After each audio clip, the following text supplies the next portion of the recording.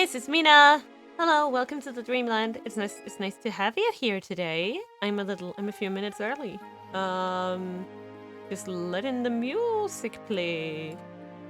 Hello, welcome. Right, so we are playing the Spike Chunsoft game 428 Shibuya Scramble, or is it 428? I don't know. But hello, Arson. Welcome. We're just gonna like sit like a minute or two, just let people come in, all of that stuff. Yeah. So I've been wanting to play this game. I'm doing well today. I'm doing very well today. I tried out some new stuff. So like figuring out how to do some stuff, thinking about what I want to do. Right. Before I do anything, Happy New Year! Happy New Year! This is the first stream of 2022, so Happy New Year to everybody. I know it's a few days late, but I hope you had a good one, and stay safe. Thank you. I will take some hydration. Bliss. As always, please let me know if the audio is alright. If the music is too loud, too not loud. So, for anyone who's new to this game, which I assume is the majority, because I have not seen this game played anywhere by anyone ever, this is a visual novel.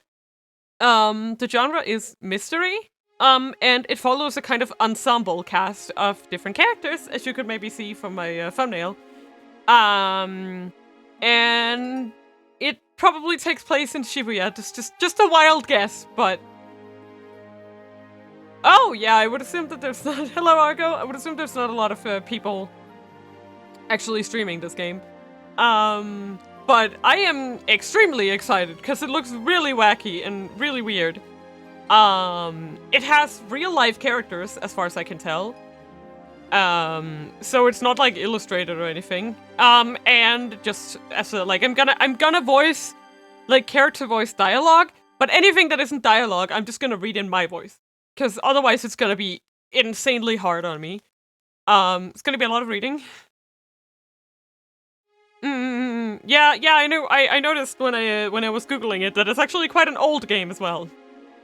Like, it's not new, per se. Like, this is a remake of the original. So I am really excited. I have no idea what this game is about. Like, not even the slightest idea.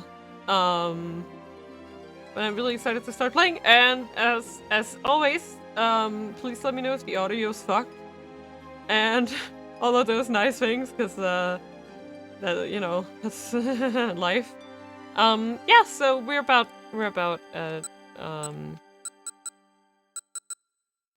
okay. Let's just get started. I have no idea what to expect, other than, as you can see, that I think it's gonna be some mysterious hoo-hoo. Let's just see what happens. A bookmark, huh? Are there only 3? Wait, how do I select? Guess I just have to select number 1. Oh.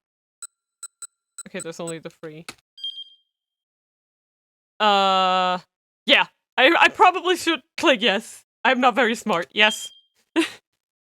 Thank you. Okay. Okay. There's a work of fiction. Names, characters, places, and incidents are either products of the author's imagination or are used fictitially. Any resemblance to actual persons, living, dead, events, or locales is entirely coincidental. This isn't real Shibuya!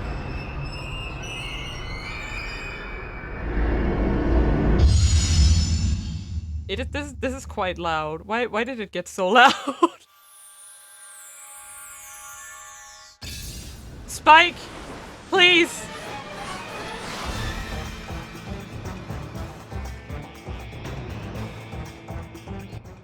Okay, I turned it down a little bit.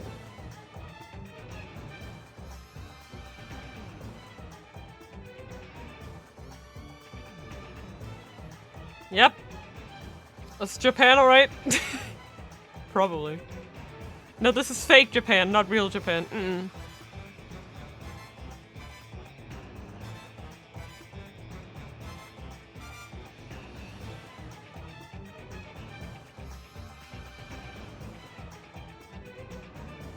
Ooh.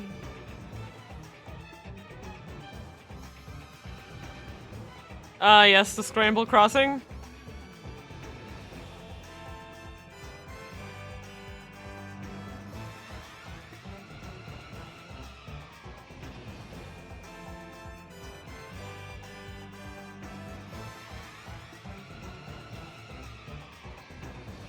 The music is good. Bless these two people. I'm already very excited about the music.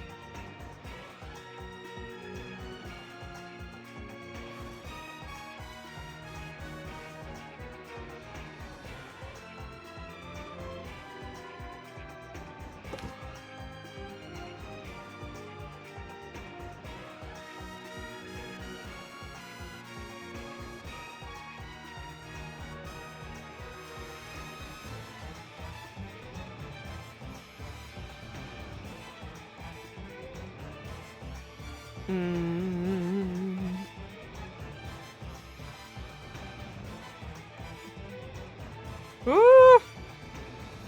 An airship?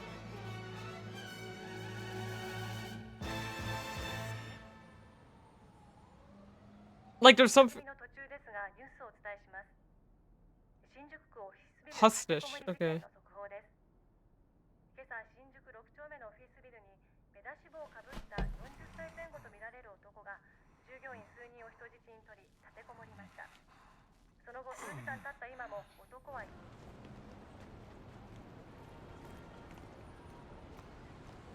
Like there's something about the way that it's filmed. Okay.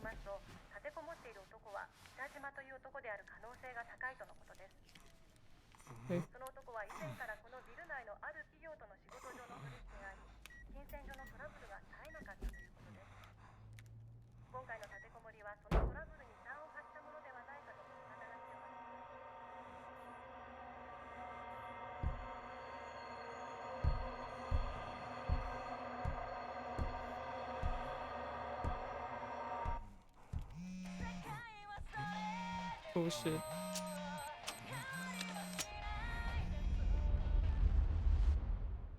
Like, also fun fact, they basically shot it like a movie. Well, I can assume that, but there's something about the way it's filmed that makes it look so surreal. It's so hard to explain. It gives me this uneasy feeling. Like, it sort of looks like people, but also not looks like real people. It's so hard to explain.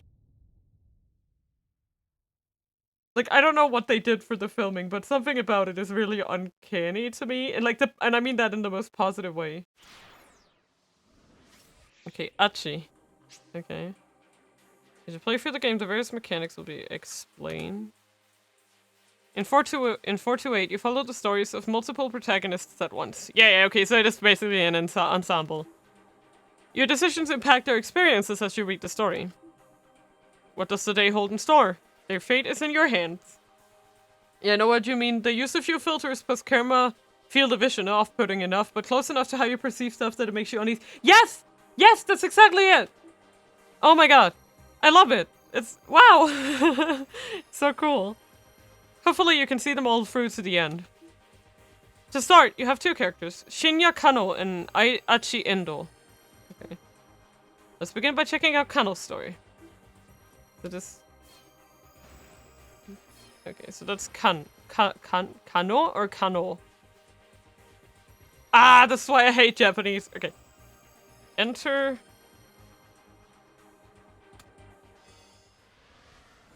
oh my god, I love it! It's like visiting your house and the knob on your bathroom door is different. Yes! Yes, that's exactly it.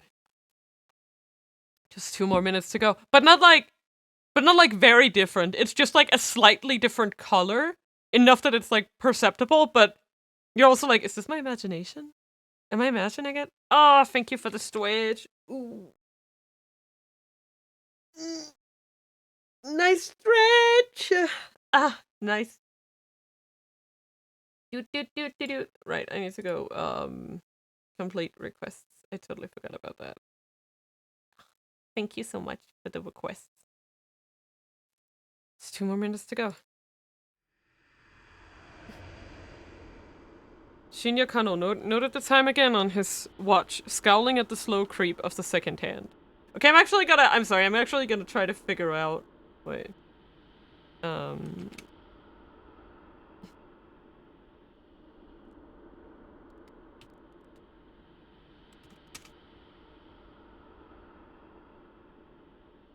Can you... I'm just not gonna read anything. No? No? Okay.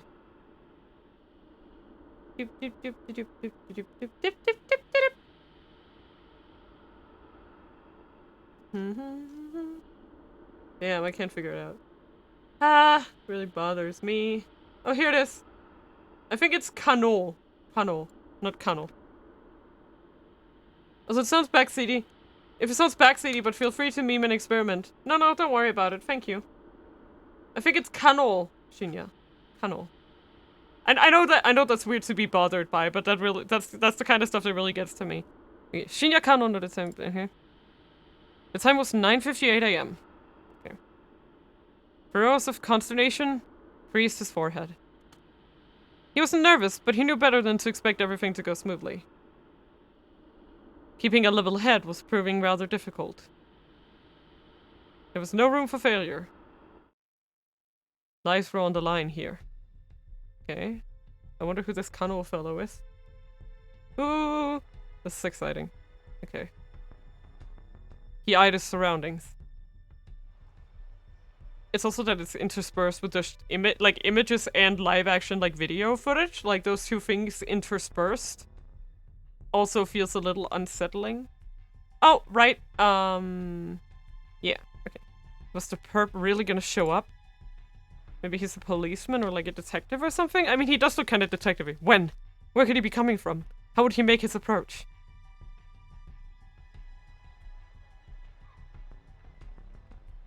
Shibuya Scramble was as packed as ever. A throng of people crossing this way and that, blissfully unaware. He approached with reproach. Of the dozens of detectives hidden in its midst. Okay, it's like a sting operation or something. What kind of... Hello, Max. It is a visual novel, right? I can see that there are some new people coming in. This game is a visual novel, and it is a mystery game. I think it has like an ensemble cast, and you get to play as every single character. So our first character here is named Shinya Kano, and he's a detective, I think. On an undercover mission. You know? Alright, another minute and a half. There he is! That's Shinya. Stupid text emote, by the way. Just tried to do surprise face. Oh! Yeah. Kano glanced down at his watch yet again. A mere 30 seconds had passed. Detective Kano had been with the enforcement arm of Shibuya's criminal affairs section for a year now, but he'd never been part of an operation this big before. He eyed the young woman standing beside the statue up ahead. This girl is, I don't know anything about her, but she is the one at the very front on the game's cover. So I don't know if she's supposed to be sort of like a main character or something like that, but just noting. Because I understand that a lot of people are going to come into this stream and not have seen anything about this game before, because I also only managed to hear about it because I follow these kinds of small games. So yeah. Also, I'm blind to this game. Just for anyone who's played it before. I'm blind to this game. Anything I'll be saying is theories. Please do not like confirm or deny any theory I have. Also, just for the people in the audience, thank you, because these types of things are very much the story that's important.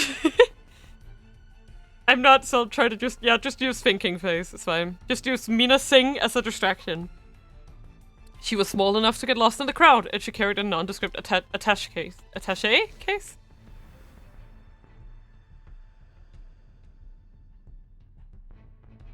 Yeah, the filters are really doing a lot of... Not Mina Panic. I mean, you can use Mina Panic if you want. Hitomi Osawa, age 19. The attaché case in her hands contained a full 550 million yen in cash. Yesterday, her twin sister Maria had been kidnapped. This is the ransom payment. Her twin sister, huh? That's interesting. The culprit had called Hitomi last night at home, referring to her by name and telling her to wait by the statue of Hachiko in Shibuya. That's the thing behind her. was almost time, but nothing. Kano was staring fixedly at the second hand on his watch when the homeless man sitting on the sidewalk murmured just loud enough for him to hear. Come on, Kano. Quit looking at your watch so much. What if the kidnapper sees you? Kano tried to look nonchalant as he lifted his eyes, but the scruffy character continued. You're too nervous. Just relax already. You're the one acting suspicious, Sasayama. Kano frowned. What would some homeless guy be talking to me? Yuji Sasayama. Okay. Some words and phrases in the— okay, this is like a— okay, let me just— I can't believe— he does look a little bit like Nanba. He has the hair. But then again, Nanba was also just like a nondescript homeless dude. Yuji Sasayama was the senior officer of the Shibuya Precinct's Criminal Affairs Division, 5 years older than Kano. Yeah. Hey! Are you insinuating that Nanba isn't handsome? Mina gun. Say that again. I'm kidding. Nanba is a cool boy. Don't let him down like this. How dare you? Some words and phrases in the text appear in blue. These are called tips. Press tab to underline a tip. Then press the tab. Okay. The tab? Why isn't it working? Oh no. Tab? I am pressing tab. This will let you read some extra info relating to that word or phrase. Yeah, it's a tab. There are tips containing general knowledge and ones that are 428. Specific. Okay, 428 specific. These are marked with a— okay, like a search mark and a 428 respectively. Okay, so it's— nice! Okay. Official name, Shibuya Central Precinct. Responsible for the safety of approximately 200,000 people in 32 neighborhoods, including Uehara, Ugiusu Danicho, Udagawa-cho, Ebisu Nishi, Ebisu Minami, Oyama-cho, Kamiyama-cho, Sakuragaoka-cho, Sasasuka Sarugaku-cho, Shibuya, Shoto, Jingumae, Shinsen-cho, Jinnan, Sendagaya, それ代官山町、道玄坂、富ヶ谷、南平台町、西原、幡ヶ谷、八山町、初台東、広尾本町、丸山町、元代々木町、代々木 and 代々木上野園町. Are you reading it? Jugame again. This is a lot of info. Like, why did you have to write every by the way, of these, the ones that I know anything about, I believe that some of my classmates while we were in Japan lived in Hatagaya. Was it Ichigaya? Oh god. Dogenzaka, we all know. There's also Yoyogi, which is also Nishihara. I don't know. Okay.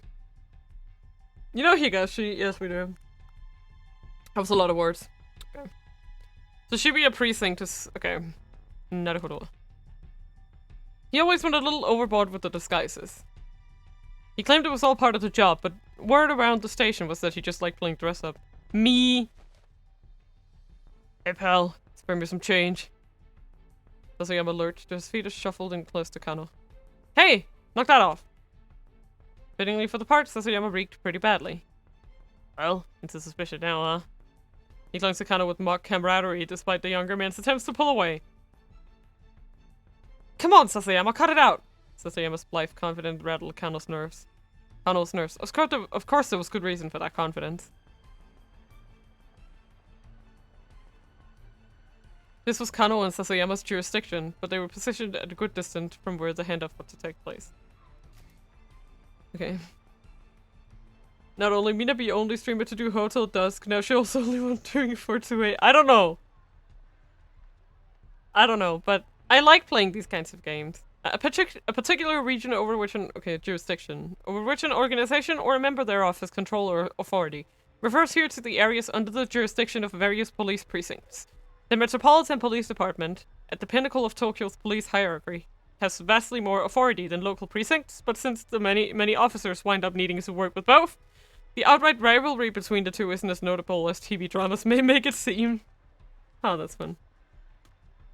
The statue of Hachiko was surrounded by elite investigators and one of HQ's special investigation team. Sometimes two or more tips will appear on the single screen. Press tab repeatedly to change with words underlined. Highlight the tip you wish to read and then press space. Continue pressing tab or press escape. To return to reading the story. Okay. So it's like tab, and then I can just do, okay. Yay, Hachiko! Bronze statue of a dog erected in 1934. The dog was famous for loyally waiting for his absent master, well known as a meetup spot outside of Shibuya Station. Other popular meetup spots at the station are the display car for the original Tokyo 5000 series, commonly known as the Green Frog, and the Moyai statue by the west entrance. Can't believe they still... Argo, please. Yeah, thank you for the hydration. I will, but yeah, I don't know. I just like these kinds of games. Okay, and then it's like... Okay. HQ. Here refers to the Metropolitan Police Department, the Tokyo Police section responsible for managing 101 precincts within the city, Japan's largest police organization. In addition to policing Tokyo, it has various other duties and authorities for maintaining the public order at the capital. I mean, Tokyo is a big fucking town. Like, I can see that. Kano and his partner were just there to provide backup if the kidnapper attempted to flee. Look, just try to relax, we'll be fine. Sasayama gave him a wink. A moment later, the radio squawked in Kano's ear. Alright everyone, it's time.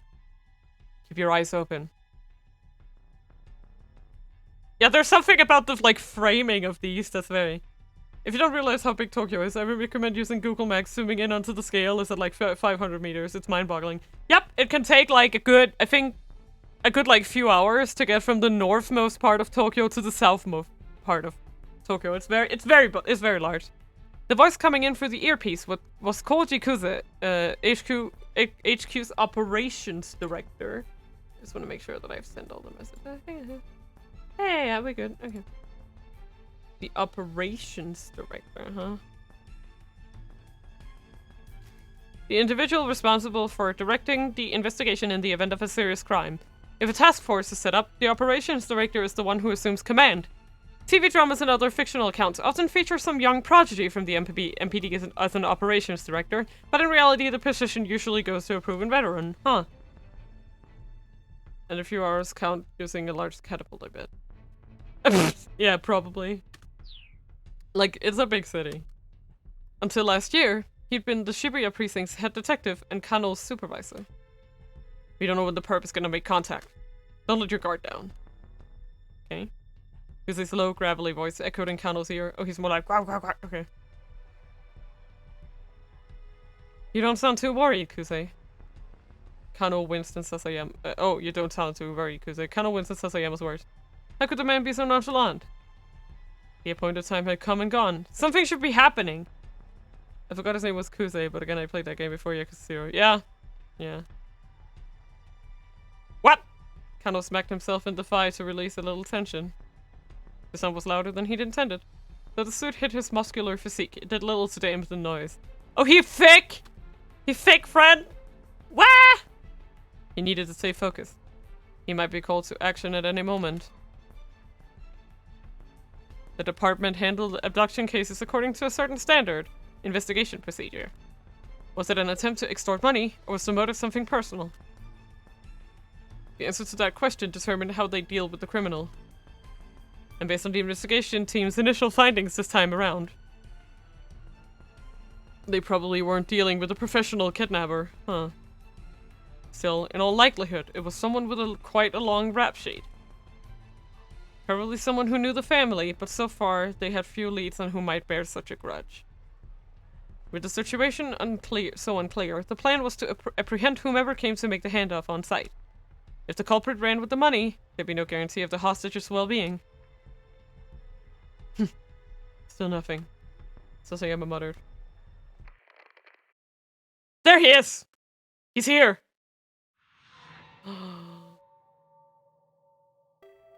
Kuze broke in, his voice spiking into an excited chirp. It's some interesting shit. Kuze's particular vocal cord. Whenever he gets overly flustered, excited, or panicked, he slips into a childish register, prone to babbling and pitching his voice. That's funny. Subject is a young male in his 20s. Wearing a bandana and an orange hoodie. Wait, wasn't that the other guy? Achi? Wait, am I remembering him wrong? Kuze, normally calm and stoic, was now squawking like an excited child. It only happened when he got particularly worked up. Kano and Sasayama steeled themselves. Yeah, isn't that the guy? You can see the subject now. A 20-something male nonchalantly approached. She told me to talk to her. Alright, people. Be ready to grab this guy. He was stationed in the mobile command center, not far from the intersection, keeping tabs on the situation via video surveillance from the camera team. The young man started speaking enthusiastically, so he told me. The detectives watched, uncertain. Was this really the kidnapper?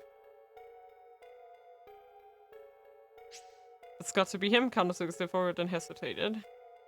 You'll encounter selections like these during the story. These choices will change the lives of other people, in addition to changing your own fate. Use up and down to make your choice, then press space. The current choice will not impact you or any of the other protagonists. That's gotta be him. Kano took a step forward and hesitated. The situation still wasn't entirely clear. He needed to get a better look. I would say B here. Like, he kind of looks like he works at some place and stuff. I don't know. I feel like grabbing this guy might... Because if we go too early... Yeah. The situation still wasn't entirely clear. He needed to get a better look at things. The newcomer had a bundle of letter-sized paper, which he showed to Hitomi as he went on talking. He tried to hand her one of the papers, but she pointedly ignored him. Undeterred, the man kept trying to foist it off on her. Who knows? But yeah, again, don't ever feel afraid of choosing something wrong, so go with your gut. Okay, yep, I'll do that. Hitomi refused to respond, becoming as motionless as the statue of Hachiko behind her, until finally the man gave up and walked away. Yeah, okay. Just a dude. Guess it wasn't him. Kano felt the tension of the moment linger in his spine.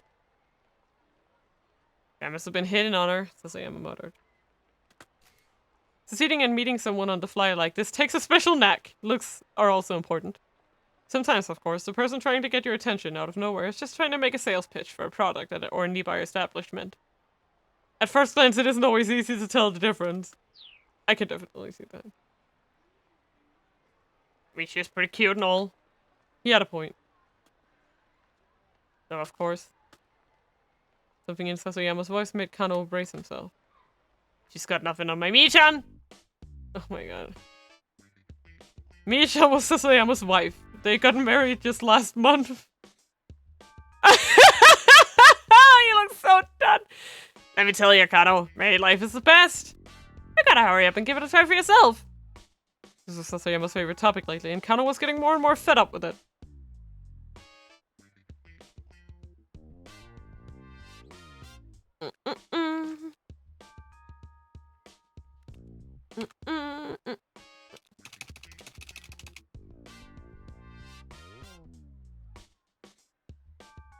Sasayama, come on, just knock it off, okay? The phrase had become a common refrain of his since the department partnered them. Fine, fine. Let's talk about your girlfriend then. Huh? Now? You can't be serious. Sasayama leaned in close again. What's she like? We're not having this conversation. Kano muttered, looking away. Oh, come on! Sasayama set his hand on Kano's chest, still playing the homeless troublemaker. Show me your phone. Let me see your lock screen. Huh? Sasayama pawed for the phone. You gotta pick at your girl on your lock screen, yeah? I do not! But he did. It was scary how undermarked Sasayama's instincts were. Hey, cut it out! We're in the middle of an investigation. I'm investigating, Sasayama chuckled and he plucked the phone from Kano's pocket. His face scrunched up with astonishment as he looked at the lock screen. The heck is this? It's not... Ain't this Masami Nagahara? Okay. A national star, tends to play the heroine on national morning soap operas or national historical dramas. Her songs have been a series of national hits, and she's even slated to host a year-end national singing competition program. Everything about her is national. Damn. Nagahama, not Nagahara. I just read it wrong. Kano realized he had to bite the bullet. No, that's my girlfriend. Her name's Rumi and she's... Seiya cut him off. You're telling me this ain't Masami Nagahama, the famous actress? Because this right here is Masami Nagahama. Like I said, you sly old dog. trying to make it like you're dating that Masami Nagahama. I'm not! I mean, I guess Rumi does kind of look like her. Sasayama let out a huff. For real? Really think I'm gonna fall for that? These guys are so dumb. Aren't they supposed to be detectives? What the fuck is this conversation? It's nothing to fall for, I swear. Sasayama scowled, unconvinced. Alright then, why don't you marry her? Kano stammered, but he had no answer. The truth was, he would have happily married her already. But there were obstacles that needed to be overcome. Oh my god, like her not knowing you. Okay, playtime's over. Let's focus on the job. Sasayama handed back Kano's phone and turned his gaze back to Hitomi. Kano let out a quick, uneasy sigh, but his shoulders did feel looser. Maybe Sasayama had been trying to relieve a bit of the tension. Maybe he should be grateful. I don't know, man. By now. Several minutes had passed since the guy with the papers had gone away. He peered at Hitomi. The strain on her face was visible. In addition to the weight of the attaché case itself, the 5,000, 10,000 yen bills it held weighed close to 6 kilos. Her slender arms must have been getting tired. Still, she refused to set the case down. She wasn't taking any chances with her sister's life. Damn. The kidnapping case had begun the day before at around 7 p.m. Okay, now we got some background info on what actually happened. This is MPD dispatch. The Shibuya precinct is reporting a missing person, believed to be an abduction. Oh my god, do we want to see what an abduction is? Okay, in Japanese law, the act of indirectly luring or deceiving someone into the control of a third party is known as kidnapping. Using forcible threats or violence to achieve the same result is known as abduction.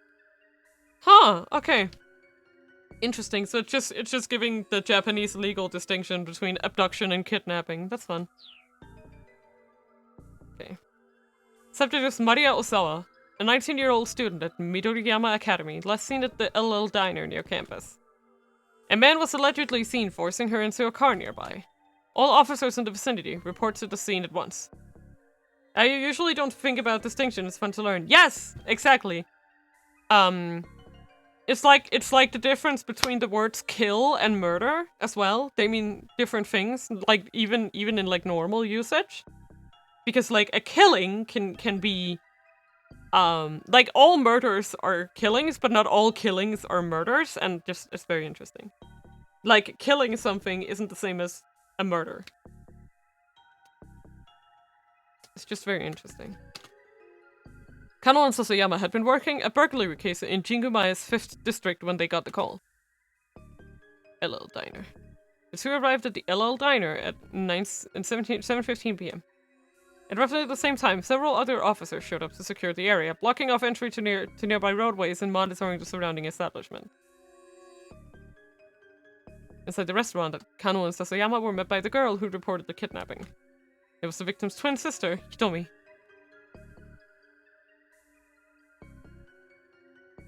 Could you tell us about when Maria was taken, starting from the very beginning? Kano said, keeping his voice low.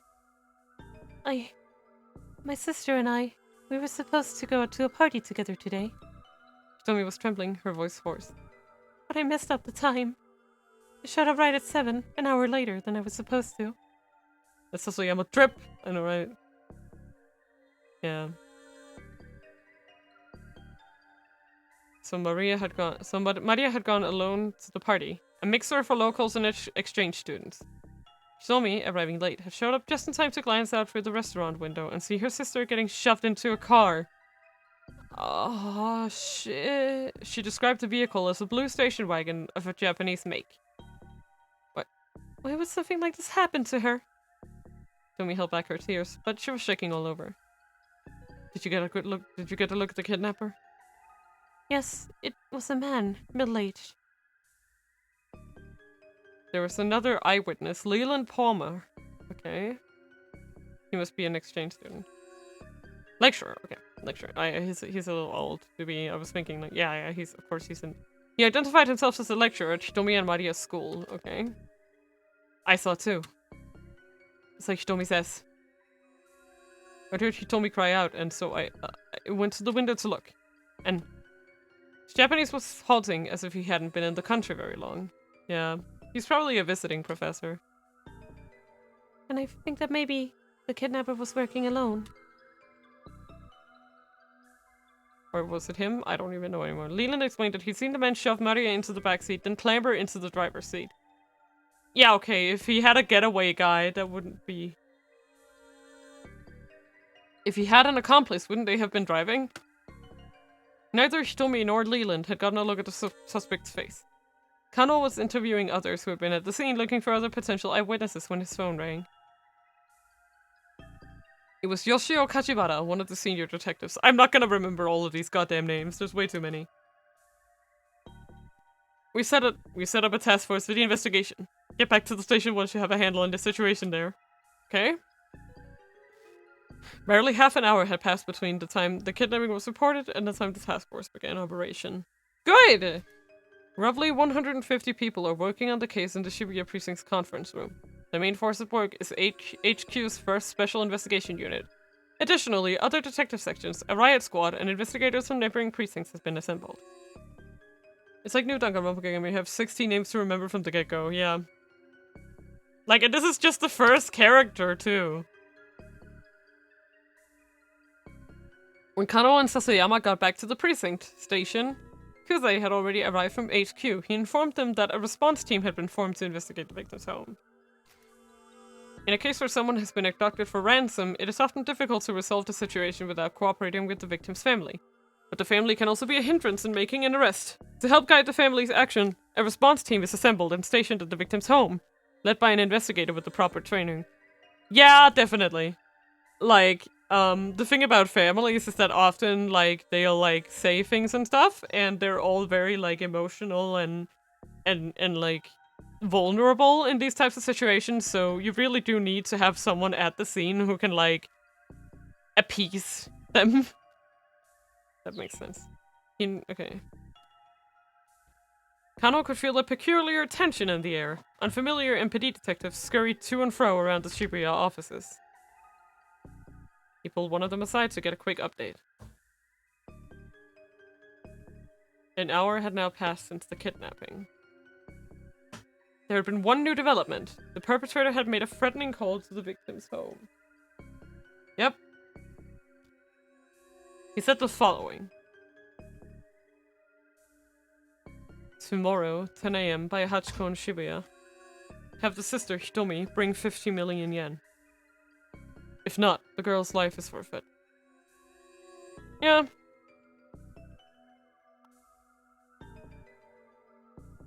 Banana! What a mood. Kajibara from the precinct was put on the response team along with detectives from elsewhere who'd received special training in abduction cases. Normally, a local precinct's detective wouldn't have gone undercover in a victim's home. Kusei, however, had decided that having a knowledgeable local was crucial and had sent Kajibara along. The detectives disguised themselves as delivery people and movers to make their way inside without arousing suspicion, arriving there at 8:30. The response team had come prepared to run a trace if the kidnapper contacted family a second time. A trace. Well, yeah. I liked reading these little blurbs, it's fun. The act of pinpointing the source of an incoming phone call. The police are not allowed to do this independently, without oversight. They must go through a formalized process that includes securing the cooperation of the phone company. In the past, conducting the trace itself would take time, but nowadays, acquiring the location can be practically instantaneous. Wow, it's fun. Hehe.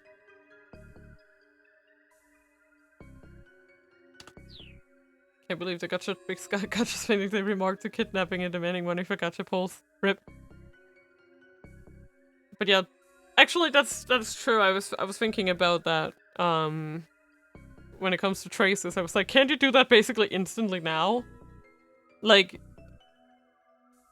aside from the bureaucracy, of course. Yeah, exactly. Exactly. But there were no further calls. Like also what I was thinking, like in the age of smartphones, like it's not landlines anymore, you know? Kano checked his watch again. 20 minutes had now passed since the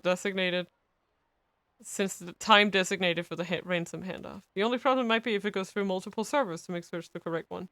Because you can spoof. Yeah, true. You can make spoof calls. The kidnapper had yet to appear. Crap, you think we might have spooked him? He wondered aloud. Hey, stay calm. Sasayama scanned the passing throng. He's just playing with us. Why'd this guy even pick this place? Kano voiced a question he'd been asking himself ever since he'd heard the kidnapper's demands. Sasayama shrugged. Thinking he must want to blend in with the crowd, nab the money and disappear before anyone knows he's there, would be my guess. In that case, why not pick Shinjuku or Ginza? The big crowd just doesn't benefit the kidnapper. The big crowd didn't just benefit the kidnapper after all. It also allowed the police to use the sea of people to conceal their own operation. Also, the last thing, most calls leave trace and can try to go after, but most reliable is tracing when call is on. Ooh, that's cool. Fucking technology. But yeah, that's true. Like, right now, there were 50 detectives stationed within a 50-meter radius of where Hitomi stood. The kidnapper would be taking a major risk if his plan was to nab the ransom money and run. That's what bothered Kano. Any criminal with half a brain would know better than to do a handoff in front of Hachiko. That's true. You're overthinking things, pal, Sasayama grumbled. No, I'm not. Kano reached into his pocket and pulled out his notepad. That's it. This is Kano's dick diary. His what now? Why is that not? I want an explanation for that one. Okay. Which he always kept close at hand. Sasayama rolled his eyes. That thing again? Kano ignored him, flipping through the notepad pages. Aha! Here it is. No. No.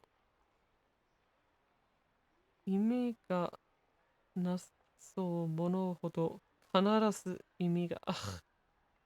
Gadeli! Welcome to the stream! Hello, it's been a while. Dick dictum number 89. The more relevant something seems, the more relevant it's bound to be. Yeah, that is. Yep. That is what it says. Thank you for the hydration. I will hydrate. That's hilarious. It was a favorite saying of Kyuzo Tateno, an assistant inspector from the Shibuya precinct. Oh, that's the dick! I get it. Okay. Yes. I get it. Oh, headpad! Oh, headpad. Oh, I'll do it. Wait. Oh, shit. That's not where I wanted it to be. No, my headpad! It's been ruined! Ah, where is it? No, my headpad. There we go. Thank you for the headpad. Thank you for the headpad. Ooh, that's so nice of you. I love headpad. Ooh, thank you so much for the headpad. Sorry for that. Whoop. Okay, thank you so much. It was a favorite. Okay. Tatsuno was the kind of detective Kano aspired to be. For the current operation, he'd been placed in charge of Hitomi's personal safety. He was in position to defend her as soon as the ransom had been handed off. Of course, Hitomi hadn't been informed of how much protection she was under. There was a risk that if she acted too secure, it might alert the kidnapper. I think Tatsuno has the right idea. Sasayama snorted quietly. Maybe. I mean, he's a great detective. Don't get me wrong. But do you know how many irrelevant things there are to consider? Again, Kano ignored him. It didn't matter if nobody else understood. Kano had faith in Tatsuno as both a detective and as an individual. That's the dig! I get it! Mina's rip my life. Mina getting clipped saying shit like that. He had first witnessed Tatsuno's brilliance, genius, during a standoff at a financial company 3 years earlier. A man had shut himself in an office, splashing gasoline everywhere and threatening to set the place ablaze. While the others hesitated, Tatsuno unflinchingly doused himself with gasoline and strode into the building, where he managed to talk the man down and secure the scene. I almost want to make it into a soundbite. Oh my god, rip me. The others had been awestruck by Tatsuno's actions. And Kano, who at the time had been content to be a run-of-the-mill policeman, had found it quite inspiring. Damn. Still, you know. Sasayama murmured under his breath. It's Great a detective as Tatano is. It's not like anyone else in the world has ever heard of him. I suppose not, Kano said. So? Only time anyone ever hears the cop's name is if he's caught up in some scandal or killed in a line of duty. I mean, doesn't really seem fair, does it? Kano just shrugged. It was a strange definition of unfair, really. I mean, you've got celebrity chefs and celebrity hairdressers and stuff. So how come no celebrity gumshoes, you know? Look, please. Can you just focus on what we're doing here? I feel like he's wearing a wig. But it's hard to tell. Kano rubbed his eyes, then turned his attention back to Hitomi. What's the matter? Didn't sleep? Not enough, I guess. Did you eat? Didn't have time. Between bringing in supplies to the base of operation, ridding the team's vehicles, photocopying hundreds of documents and various other tasks, Kano had barely slept the previous night, and hadn't gotten a meal in either. Damn. Ah, yes. The problem when you use so much product, your hair is mostly not your hair. Like, that is kind of, like, I don't know, it's hard to tell. A base of operations is usually set up in a large room at the precinct, such as an auditorium. MPD and precinct investigators assemble there, and communications equipment, investigation resources, and such are brought in. Because of the scale and scope of these activities, newspaper reporters can be liable to notice, and so in cases such as kidnapping where a victim's personal safety is at stake, the flow of information is tightly controlled. Yeah. That makes sense. What have you been doing? Sasayama puffed out his chest. Saving up my energy for— What have you been doing? Sasayama puffed up his chest. Saving up my energy for today. So you were sleeping. Kano gave a wry chuckle at his partner's lack of shame. There he is! Here's his voice chirped suddenly through Kano's earpiece. A man in his 20s wearing a sleeveless red jacket. He's carrying a garbage bag! Now that's the guy! That's the dude! That's the Achi dude, right? A young man had emerged from the crowd about 15 feet from where Hitomi was standing. He strode toward her, a sinister look on his face. Yay, thank you for the love, love. Love right back to you. Love, love, love right back. Wait. Wait, can I do that? Wait, why can't I do that? Let me... Here we go. Love right back to you! Took me away so much. He didn't match Hitomi's description, but Kano felt a jolt of nerves all the same. Maybe the kidnapper had hired some young street punk to snatch the ransom payment. I like his shirt. I'm fine. More importantly, I hope you're doing good. We are doing good. I'm so happy to see you. I'm sorry I haven't been able to be there lately. Like, life has just been kicking my ass. Little guy, what do you think, Kano? Seiya whispered. Yeah, I think he's gotta be. This was it. Kano swallowed the lump in his throat. He bent his knees, ready to act fast. Blood rushed to his leg muscles, banishing the stiffness that had begun to take hold. Yes? Is there— yeah, what is it?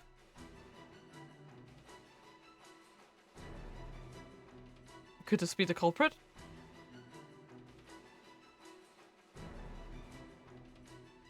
Yeah, I can see that. They're like strangely blurry, but like, oh, geez. Or perhaps. The young man tried to snatch the briefcase from Hitomi, but she clung to it with desperate strength. It was him! Yeah, his eyes looked very weird. The detectives rushed in. Whoa, hey, what the hell? The young man cried out frantically and tried to dart away, but the officers closed in, forcing him bodily to the ground. Target secured! Oh jeez, I think we've got another suspect on the scene. Eek, he's taking the ransom! Yeah, he was just a distraction. Kuze's hysterics made Kano spin around. Sure enough, a foreign-looking man was sprinting away, attaché case in hand. My guess is it was photoshopped post because of glare in the eyes, but maybe— yeah. The mob of detectives scrambled to pursue. Before Kano could react, most of them had run off, leaving him to look after the original suspect. Yeah, he was just a decoy. I'm not surprised that guy was a decoy. Because he's way too young, right? What should I do with this guy, sir? What indeed? He might have some connection to the kidnapper. Should I bring him in? Bring him in? Oh sure, that'd be swell. I'm on it. With the help of one of the remaining detectives, Kano brought the suspect back to the Shibuya precinct. I sure hope you told me you say okay. Look, how many times do we have to go through this? Cut the crap! Interrogation room. The young man who gave his name is Achi. Yes, this is Achi. Okay. Achi Endo steadfastly insisted on his innocence. Why'd you try to steal that case? Kano watched Achi's face intently.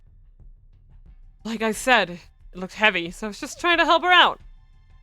It wasn't inconceivable that a young guy would want to help a pretty girl, but Hitomi had just been standing there, hardly in desperate need of assistance. She hadn't set the case down, so I figured it had to be something important inside. An entry from Kano's dick diary shot through his mind. A dick?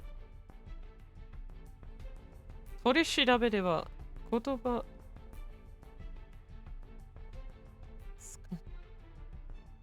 By the way, the term they use to describe a detective is deka here. So when the tongue slips, grab it and yank out the truth. I like these. Dick dictum, yes. Classic advice for a questioning. Something important, you say, such as? How the heck would I know? Achi spat. He huffed and slumped back in his chair. The standard textbook back and forth had been going on for nearly an hour. Kano didn't mind. Chasing down criminals was all well and good, but questioning suspects was another key part of the job. Plenty of off-the-scene work went into cracking a case. Once again, he had Achi explain what he'd been doing, starting from the beginning. Very important dick dictums. When Kano finally emerged from the interrogation room for a short break, he learned that there had been some progress on the case at the crime scene. What the police hadn't been able to determine yet, however, was whether or not Maria was safe. Fighting back his anxiety, Kano consulted his dick diary. Of course he did. Dick dictum number 54. Haste makes waste. He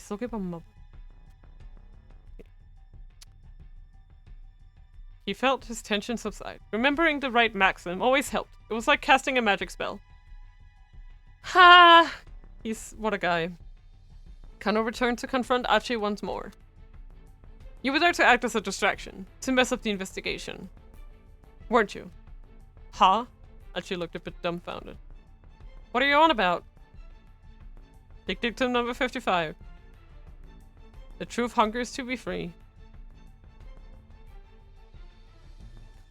What? Oh, I get it. Right, fucking katsudon, yes. You hungry? Got some katsudon if you like. Achi nodded silently. Oh, katsudon. Achi devoured the bowl of katsudon with gusto. He looked like he hadn't eaten in a while. Alright then, spill it. What's this guy after? Achi just shrugged. I don't know, he muttered, a thick slice of egg-laden pork between his teeth.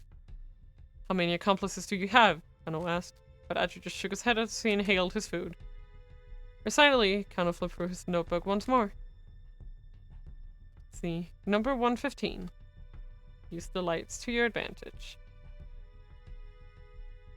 As the minutes ticked past, he found himself referring to his book again and again, trying a dozen different methods to tease out whatever his suspect might be hiding. The experience began to feel strangely surreal, their two voices echoing hollowly in the interrogation room. Eventually, Kano looked at the clock and realized that the questioning had been going on for nearly 5 hours? Holy crap. That's so long, bro! He still hadn't made any headway. What was he supposed to do next? Tatsuno would know, but he sure didn't. Still, he was determined to do whatever he could to keep the victim and her family safe.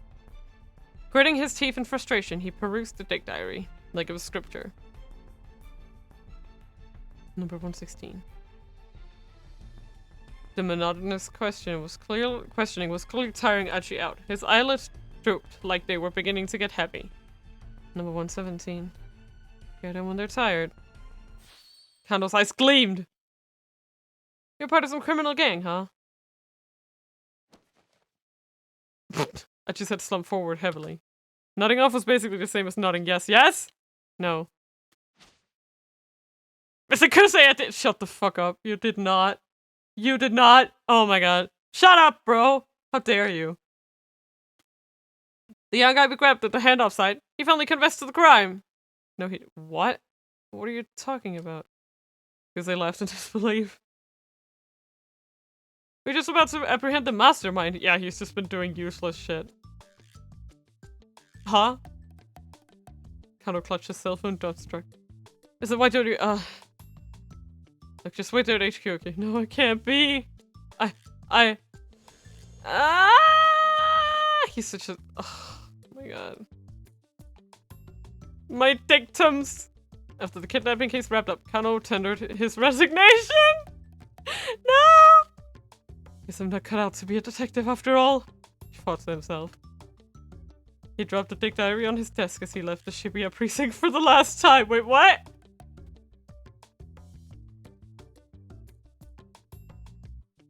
Oh no! No! So long, Shibuya! Kano wound up at the bad end. However, this does not mean that the choice you made for Kano was the wrong one. One of the other protagonists, Achi Endo, has an impact on Kano's fate here. You can avoid the bad end by making proper decisions in another character's story. For a detailed hint, check the tip by underlining the bad end title. Press tab in space. Wait, so I can like... Okay. Kano had every reason to suspect Achi Endo, but arresting him turned out to be a mistake. If Achi hadn't approached Hitomi, this wouldn't have happened. Try playing Achi's story up to 1030 and make a choice that keeps him from going up to her. If you do that, Kano won't even have a chance to arrest him, and things should play out differently. By the way... Yeah, I will try to get them all. But what I find so funny about this is like he made one mistake and he's like, I'm reciting. Okay. Well, I will try to get them all. I will try to get them all. He made 5, I mean, yeah. You can now select Achi Endo, one of the other protagonists. Let's follow Achi's story for a little while. Okay, Achi. Okay. Well, it was one interview, come on. Ooh, gee. Ooh, Jesus. Ooh. In what world is falling asleep a confession? I know! It's so funny. Oh shit. Ooh. Ban! Ah!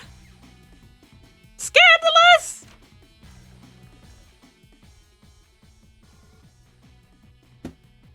Achi Endo called out at the door to his father's room. Okay, I'm heading out. Sure. His father sounded unconcerned. He didn't even open the door. Sure, you don't want me to stay here in the shop? It's not like we're gonna get any customers. Achi grimaced. Yeah, I guess not. When you see that interviewing detective is a tool, just bore yourselves to death. Yeah. The drawer by the front door held a stack of heavy-duty trash bags. Okay. Achi pulled a few of them out. Guess it's gonna be that kind of day. He stuffed the trash bags into his pocket, then slipped on his favorite pair of sneakers. You keep making me put games on my wish list. Ah. The entryway to Achi's home also led into the family shop. Various pieces of electronics were piled up like so much junk in the tiny retail space. The slightest bump brought the risk of an avalanche. Achi wove his way through the gaps in the appliances like a spelunker exploring a cave. From Shibuya Station, if you make your way past the 109 building, then up through Dogen Saga. I mean, I guess you would actually say the Tokyo building, but that's another story. Then up through Dogen Saga, you'll come across an old shopping district. Nestled in the outskirts is Endo Electronics, in the same place it's been for decades. Within its dimly lit interior, you find rows of wares all caked in dust. At a glance, you might well assume that the place was closed. A mom and pop place like Endo's couldn't compete with the big consumer chains booming throughout Shibuya. So far, the store had remained in business thanks to the locals who appreciated that they made house calls to do repairs. But things weren't looking good for the future. Achi, the eldest son and nominal successor to the business, had no interest whatsoever in working there. Aww.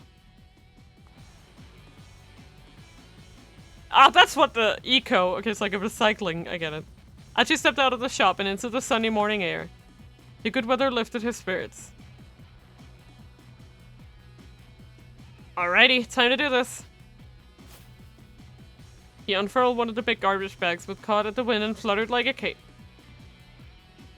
Then he slowly made his way towards Shibuya Station, scanning his surroundings all the while. I'm guessing he's... Sheesh, this place is filthy. He paused to pick up a plastic bottle that had been tossed on the ground. And with a heavy sigh, he slipped the crushed receptacle into his trash bag.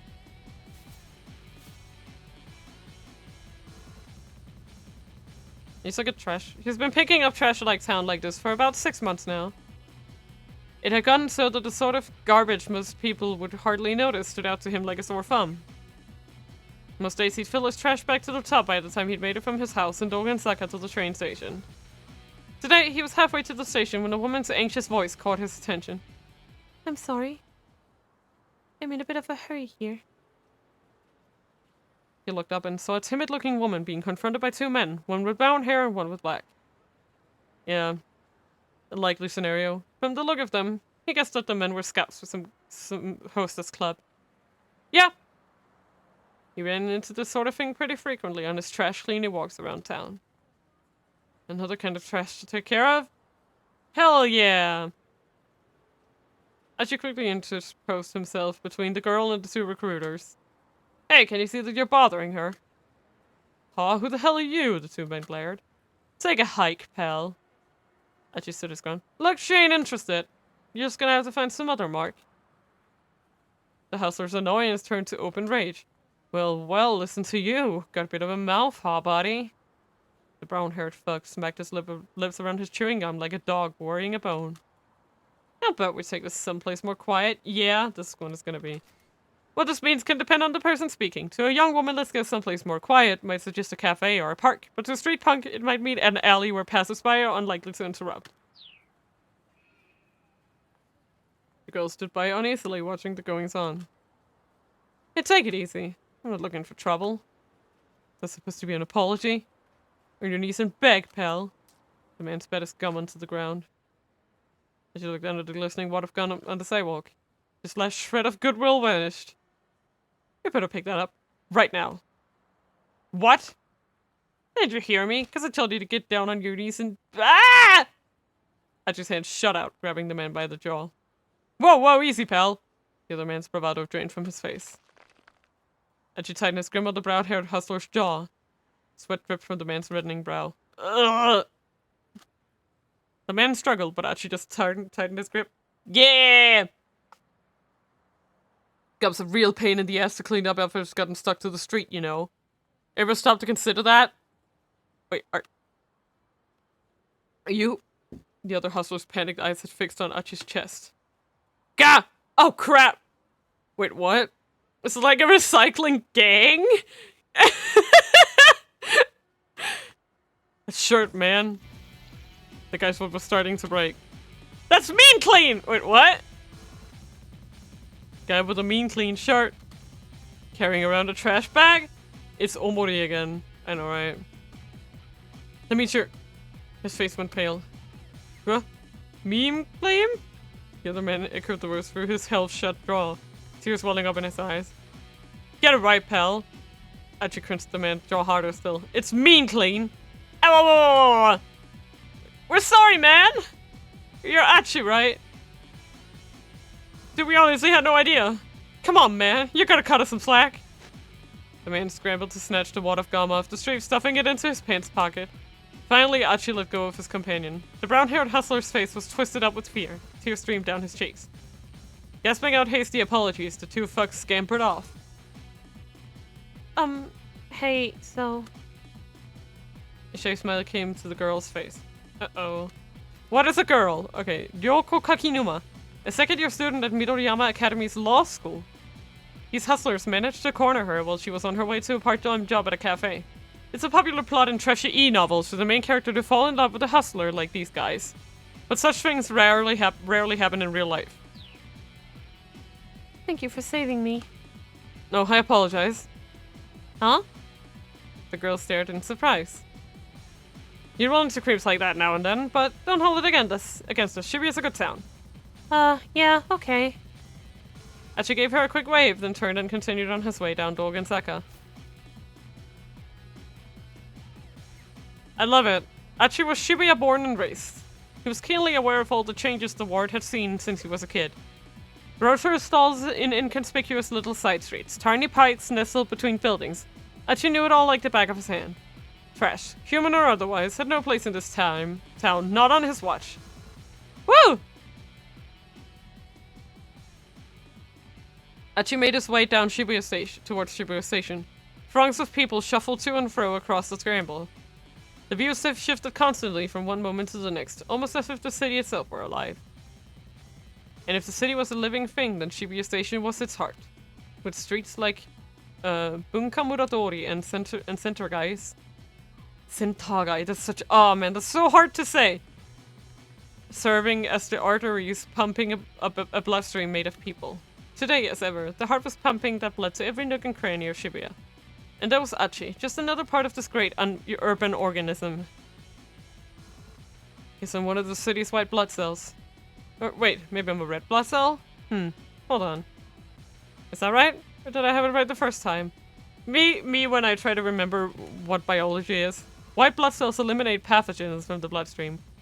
Red blood cells carry oxygen throughout the body. Achi was probably thinking of white blood cells. Thank you, narrator. Emerging from his reverie, he noticed a rather conspicuous young woman standing by the statue of Hachiko outside Shibuya Station. I see, so he's really just a good Samaritan, except, okay, he's really just a dude. Ooh, she's totally my type. So, to be up someone's alley, to be someone's cup of tea. Narrator is a smartass, I see, I know, right? Wonder if she's a model or small-time actress or something. Looks like she's waiting for someone. Probably another guy, dang. Love that my type is a hit. Good looking as she was, there was no way she wasn't already taken. What kind of guy scored a girl like that? Probably the rich-ass CEO of an IT company or something. Man, like, come on. Crouching down to tie off the trash bag, he continued gazing wistfully at the girl. Then he noticed something peculiar. She was carrying an attaché case, the kind a businessman might use. It was a large case, and apparently so heavy that she was struggling to hold it despite using both hands. Now what kind of... Okay, now what kind of person makes a young lady... Read your decision. Point, let's have Achi not approach, she told me. Okay. Now what kind of person makes a young lady lug around something heavy like that? Achi figured he'd offer to carry it for her. But first I gotta dump this trash. He looked around to see if there was a garbage bin nearby. Use the arrow keys to select an option, then press space. Yeah. Oh, he's just... I mean, I know he's doing it because he kind of likes her, but like, it wasn't like anything bad. But first I gotta dump this trash. He looked around to see if there was a garbage bin nearby. Now, Achi won't approach, he told me, which means he will avoid being arrested by Kano. At the same time, Kano's fate will also change, and he will no longer wind up at a bad end, so let's switch back to Kano's story using the time chart. Press F2 to open it. Oh god, okay. This is the time chart. It shows the protagonist's progression through the story. Decision points are marked with arrows. Kano's fate has changed based on Achi's actions. Select Kano's 1030 block and press space. Oh, that's kind of fun.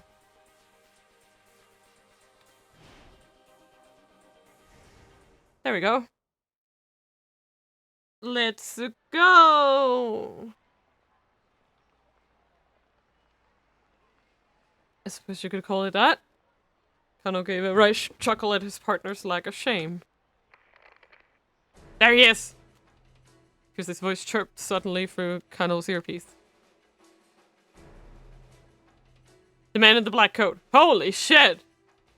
Previously, Achi got mixed up with Kano and the police, but now another man has appeared instead. By changing what Achi did, you've also changed Kano's story. He's not Japanese, looks to be in his early 30s. A foreign man had emerged from the crowd about 15 feet from where Hitomi was standing. He made his way toward her, his expression blank. He didn't match the description Hitomi had given him, but Kano felt a jolt of nerves all the same. Maybe the kidnapper was using an accomplice to snatch the ransom payment. Alright. Susuyama raised an eyebrow. This may be our guy. This is it. Kano swallowed the lump in his throat. He bent his knees, ready for action. Blood rushed to his leg muscles, banishing the stiffness that had begun to take hold.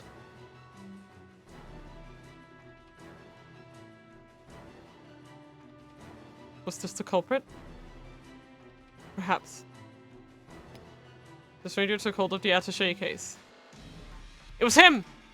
Unmasked, the detective began to close in. Let's go, Kano! On it! Sasayama and Kano leapt into action. But they never expected what happened next. With the case clutched in both arms, the man veered suddenly, running right toward them.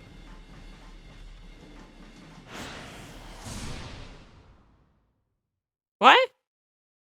Did I just get blocked? Oh my god. Kano's story has suddenly hit a keep out. Keep out refers to a point in the story where your progress is currently stopped. In order to advance beyond a keep out, you need to jump from another protagonist's story. At turn 30, Achi has the text, young man in a suit, set as red keywords. Checking these red keywords will allow you to jump from Achi's story back to Kano's. Now head back to Achi's story and keep an eye out for that key phrase. Okay.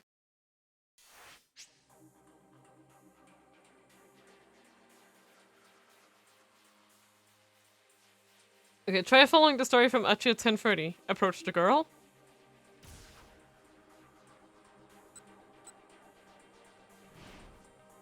Oh, this one. Okay. Got it.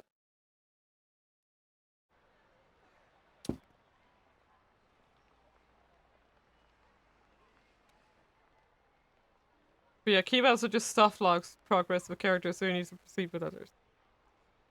Well, yeah, let's dump the trash. He looked around again. Huh? A man had come up beside the girl. He was dressed in black, and he wasn't Japanese. It looked like they were having a conversation. The girl nodded tensely at something the man said. Achi stared. He definitely stared.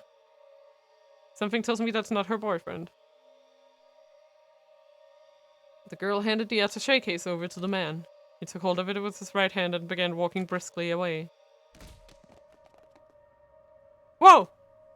A nearby homeless man suddenly leapt over Achi and broke into a run, as if he'd been waiting for this very moment. Sprinting alongside him was a young man in a suit. Ah! I see. Some words in the text appear in red. Red text denotes important keywords that let you jump between different protagonists' stories. This allows you to shift between the characters at specific points. This can also allow you to clear out a keep out in another character's story and let you read on. If you come across red text, press tab to underline it, then press space. A window will appear allowing you to jump from one protagonist to another at that point. Then press space to continue the other character's story after the keep out. Give it a try! Huh. Oh, okay.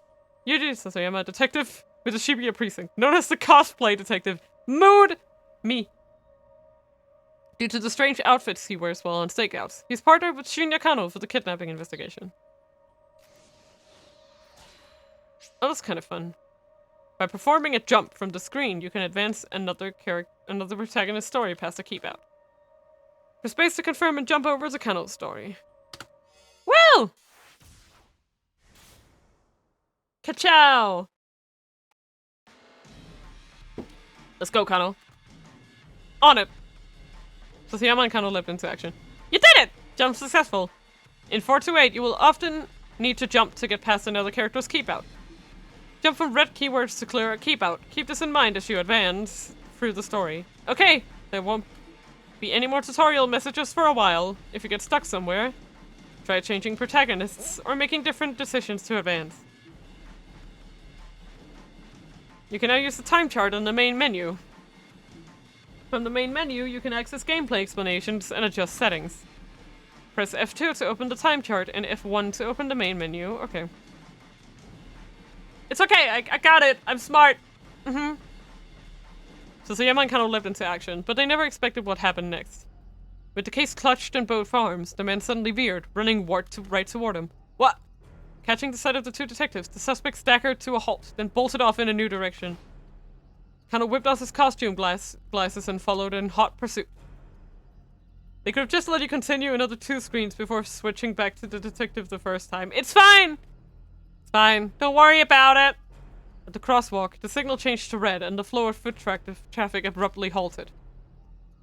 Just as quickly, hundreds of cars all lurched back into motion.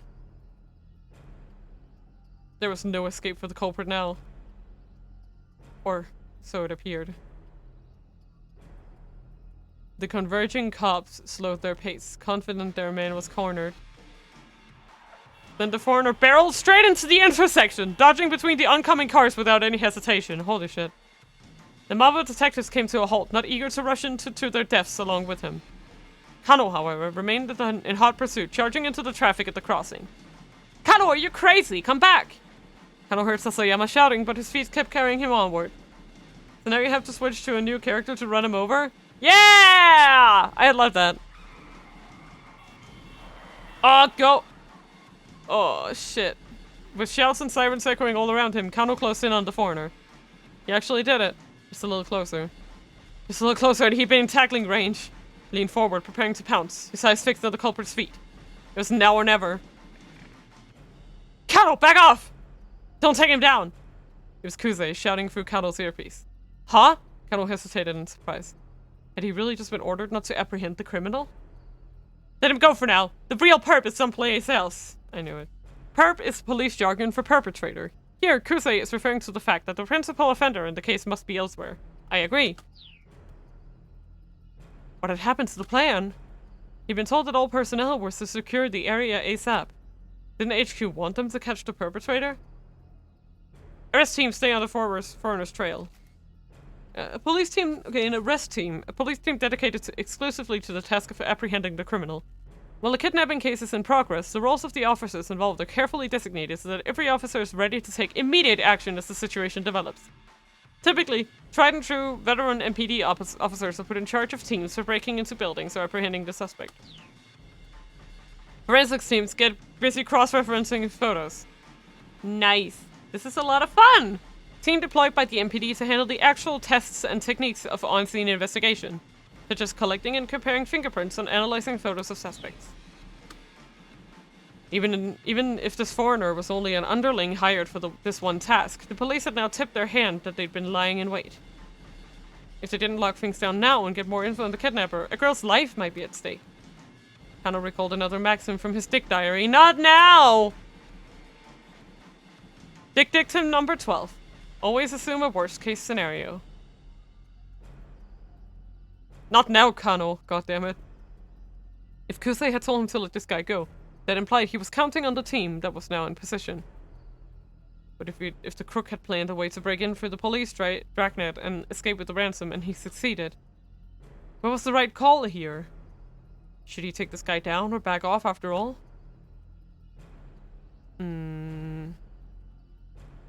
I already forgot. Put your dick away, Kano! Jesus, this isn't the time! You know what? I want to chase him.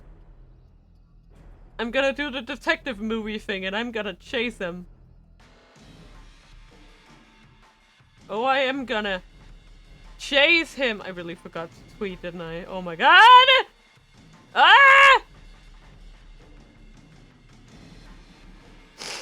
That's my life.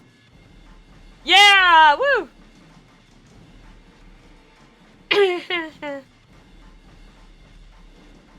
Noise. Okay, we're gonna chase him. We're gonna chase him! Think this is number 21 always tweet out that you're streaming! Shut up! I don't even think I added oh my god. Did I? Oh my. You know what? I'm gonna go fix that shit. I fucked it up. I fucked it up. No! Oh my god, I can't believe I did that. What the hell? There we go. Sorry. Always tag. Okay. Stop! Okay. Now you guys shut up while I get this done. You guys shut up, will you?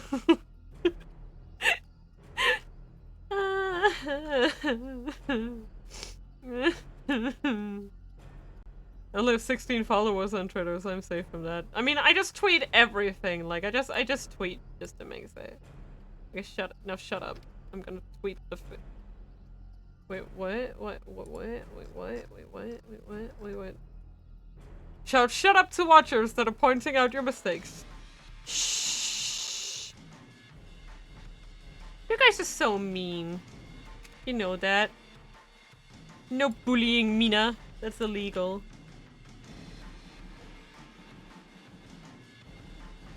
I can't believe you would bully Mina like this.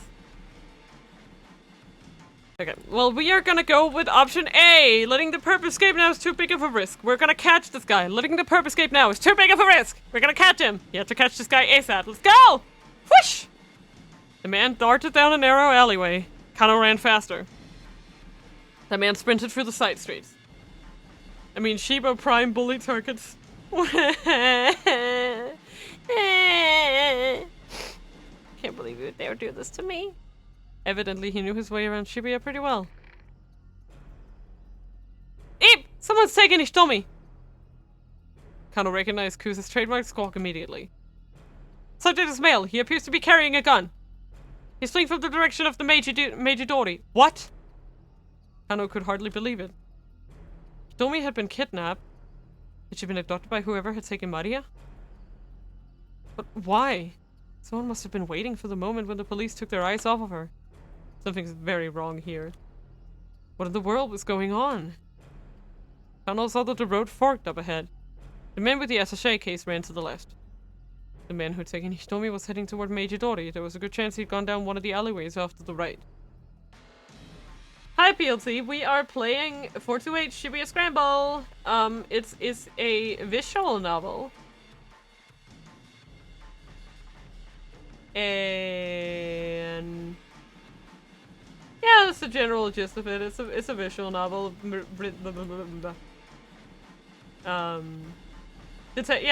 mean, we're playing as a detective right now, but not all of the characters are detectives. You know? It's a dick-dictum game.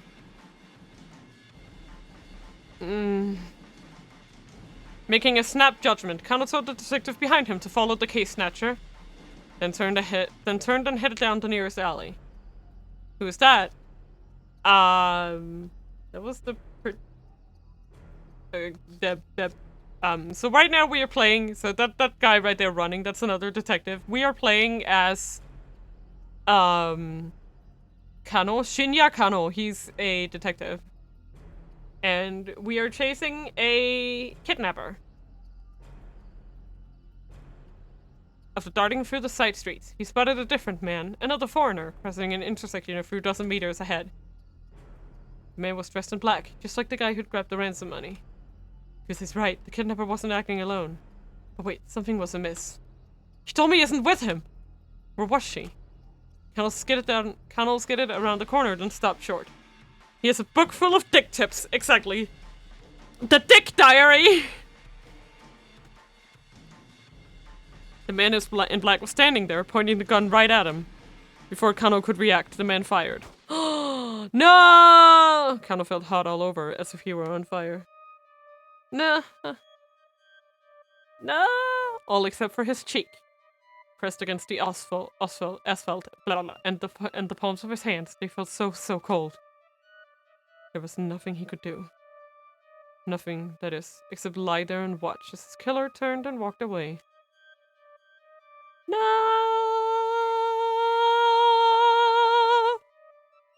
Number 4 shot by a foreigner! By trying to find the man who'd taken Hitomi, Kano ran into a different criminal, and unfortunately for him, he got shot. If the criminal hadn't been able to get near Hitomi, she probably wouldn't have been taken. Have Achi make a choice to talk to Hitomi instead at 10:35. Ooh. I do like these. No, we are... Okay, we are aiming to get the bad endings. Like... Like, we are aiming to get as many of the bad ends as we physically can. Like, all of them. Okay, well, let's try to approach her now. There's over 100 bad endings and only one good, so... Okay, it might be off here. Yeah, hint 1, stay away from Hitomi. Hint 2, go to Hitomi. Yeah, exactly. Well, because... Okay, so, the thing about some visual novel games, actually, a lot of visual novels make the bad endings just as entertaining or like part of the story as the good endings. A really good example of this is the horror game Deathmark. If you've ever played that, actively getting, you can actually get like, so basically in the story of Deathmark and also the second game NG, the story is set up in the way that you have 2 ways to defeat the boss of each chapter, and one, like, if you defeat them the right way, quote unquote, your party member for that chapter lives, and if you choose the bad version, the person you're with in that chapter will die, and you can actually keep the game going, and it's very interesting to see what happens when you get like the bad endings. But yeah, bad endings in visual novels specifically are a huge part of the story. Like, a bad ending isn't the same as losing in a visual novel, because a bad ending might give you information that you need to get to the good ending. And that's something that is very unique to games like this, where you have, like, different storylines all happening at the same time, and you can make different choices from the same characters. So in this case, getting a bad end, it's not losing, it's just a step towards the good ending. Like, it's not a game over, that's 2 different things. A bad ending and a game over is not the same. Like, to make the main point, in this type of game, the reward is the story and getting more. Yeah, exactly. Okay, well, let's pick A here. Now, what kind of person makes a young lady lug around something heavy like that? Achi figured he'd offer to carry it for her. The girl kept shifting her grip. It was clearly a strain for her to keep holding the case, but she didn't set it down. Whatever was inside, it had to be something pretty important. How do you reach the bad ending? Do you choose the right way? Well, in this case, you're playing as, so far 2 different protagonists, but this game is probably gonna have more. I know Hitomi, she might not be a protagonist, but she's also really significant to the story, and as you're playing the different characters, their actions influence each other. So here, because we didn't approach... Achi did not approach this girl, Kano chased after the dude in the jacket and ended up dying. And, that was a bad ending. And now we're going back to approach her to keep Kano alive. Okay. Achi made his way over to her, bristling inwardly at whoever had left her waiting like this. Oh, that's why he was looking angry. If I were you, I'd bust the head off the punk that's kept you waiting. Huh? That thing looks heavy. Let me carry it for you. The girl stared back at Achi with wide eyes, but said nothing. Really, I'm happy to help. I'm not gonna steal it or anything. His tone was hurried, and he impulsively reached for the attaché case. An instant later, a group of men descended on him from all sides. Whoa, hey, what the hell? For an instant, Achi froze, unable to process just what was happening. He tried to run, but the men shoved him unceremoniously to the ground and held him there. They were shouting about something or other, but he couldn't make out their words. The more he tried to struggle, the harder they held him down. What the hell is this? You can tell sat down at the precinct. A man in a suit knelt alongside him, flashing a police badge. Identify as the bearer as a member of the Japanese law enforcement. The old-style badge case included a small notebook for the bearer to write in, but the modern version is modeled after that used by the FBI, where the badge case contains only the badge itself. I call shenanigans if this doesn't... Well, we're not playing as Kano right now, we're playing as Achi. So we might get some dialogue options at the interrogation. What? You're arresting me? The heck did I even do? Instead of answering, they shoved Achi into the back seat of a patrol car. He gazed dejectedly out the window. He could still see the girl. She didn't have the case anymore. Now she was talking to a man with a cane. Was he the person she's been waiting for? But yeah, like, we might get some dialogue options as Achi that changed. A moment later, the car turned the corner and the two of them slipped out of view. Achi slumped back at the seat, sulking and silent.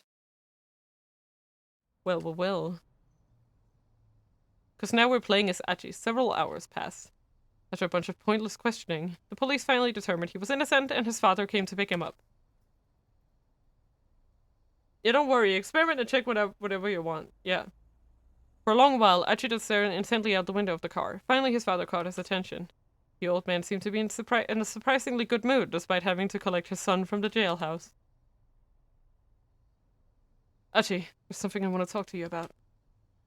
If it's about me taking over the shop, now's not the time, okay? No, it's not that. Look, let's just get home first. Sure, don't feel like going out today anyway. But now I'm curious, what do you want to talk about? I got some good news. I think you'll be pleased. I'm not sure I like the sound of that. Please don't tell me you're getting remarried or something. Dad? I really don't like the sound of that. And so began a very long conversation.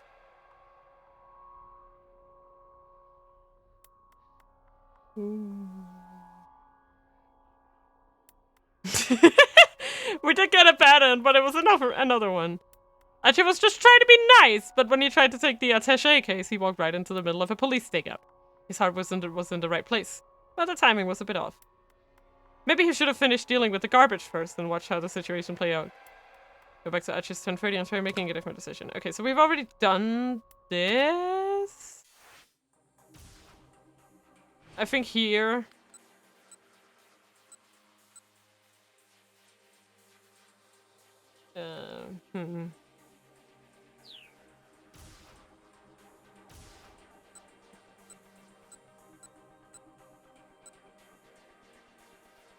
Okay, good. So doing the same thing does get... Yeah, I mean, it's the same result. We just get to see the other half of this interaction.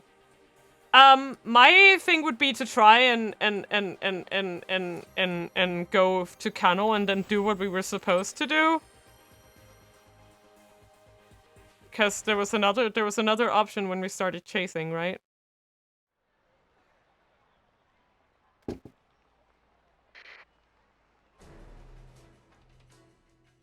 Hmm?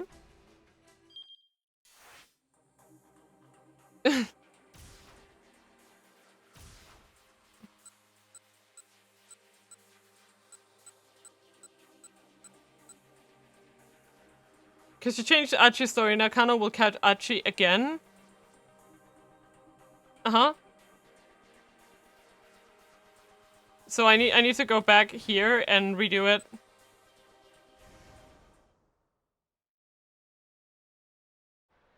Yes, okay. I got it. Let's just... Because active timeline is the one you finished last. Okay, thank you. Now I know that. Is there... I wonder if there's a way to skip this. I don't think there is. It's fine. We'll just dunk dunk dunk da dun da da. I'm just like, bruh. Wait, I can do something. Wait. Let me see if it works.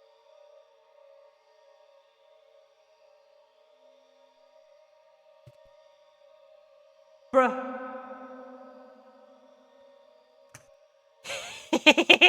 Sorry. Do you like that? I'm gonna learn to do it faster, but I figured out how to make a little zoom thingy.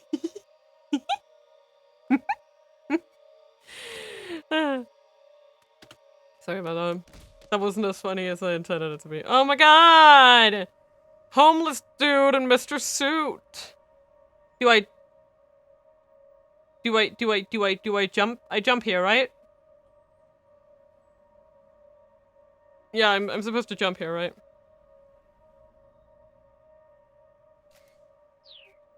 Wait, how did you move? Wait, how do you move toward it again? Was it, wait, it was tab and then what? Oh my god. Yeah, tab, oh, tab again, right, sorry. I was under this impression that you were supposed to hold tab. Sorry. Right, okay. Thank you! Let's go! Woo! Okay. I'm doing my best here. Okay.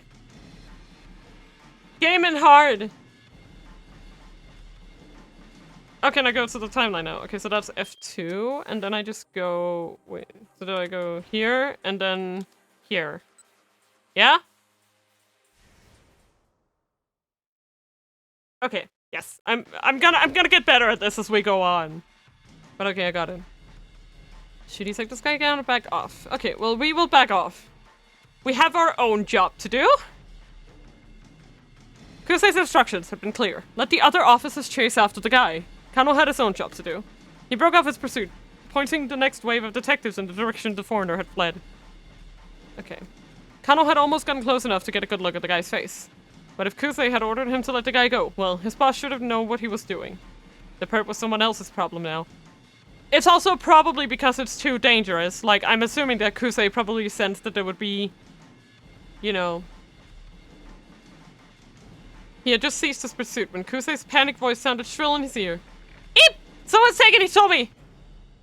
Kano recognized Kusei's trademark squawking immediately. So there's male. He appears to be carrying a gun. He's fleeing the direction of Meijidori. What? Kano could hardly believe it. Hitomi had been kidnapped? The laugh at the end was Thank you. Thank you. I'll look at that. It's a clip. You can send it in the Discord. As usual. Let me just let me just look at it.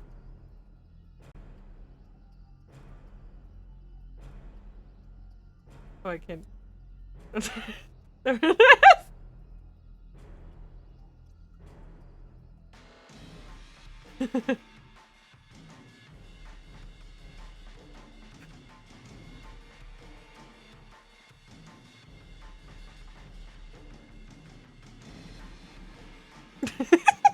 That's a good clip.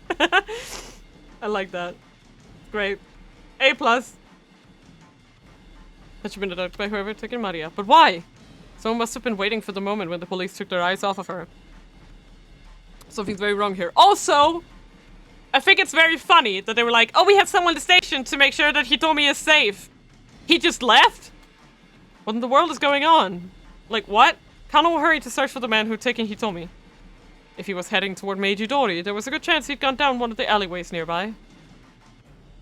I need to get soundbite of Mina saying, "That's the dick, I get it!" I need to write it down to not forget. After darting through the side streets, he spotted a different man, another foreigner, crossing an intersection a few dozen meters ahead. The man was dressed in black, just like the guy who'd grabbed the ransom money.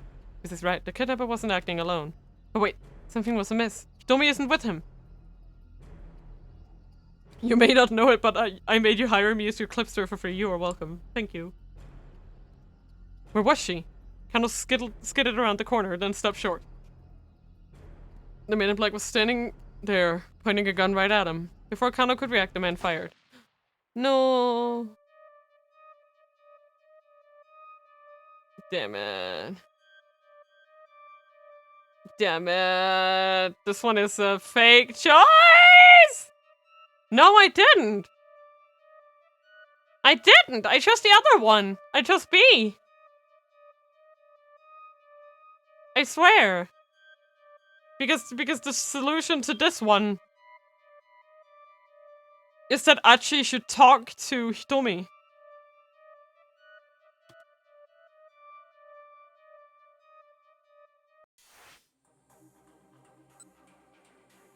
So the solution is that I go here and I talk to her and then I go here again.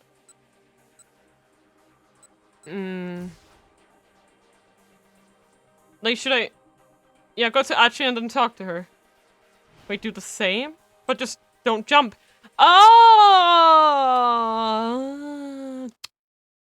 You are so smart. Right.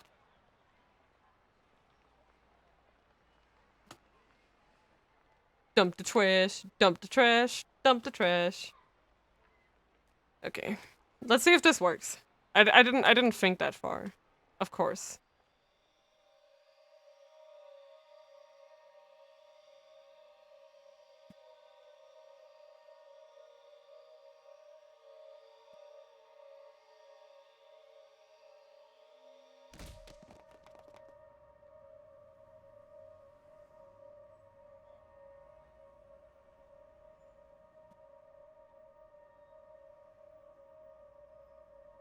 First one. Then another. A third, a fourth, a fifth. Over a dozen now. What the heck? Clearly something big was going on. Were they off to the attaché case? Within moments, Achi lost sight of them all through the crowd. With that many people chasing him, the guy with the case was sure to get caught. But wait, what about the girl? Achi turned back around. The girl was still there. She was staring in the direction that the man who'd taken the case had gone, a worried expression on her face.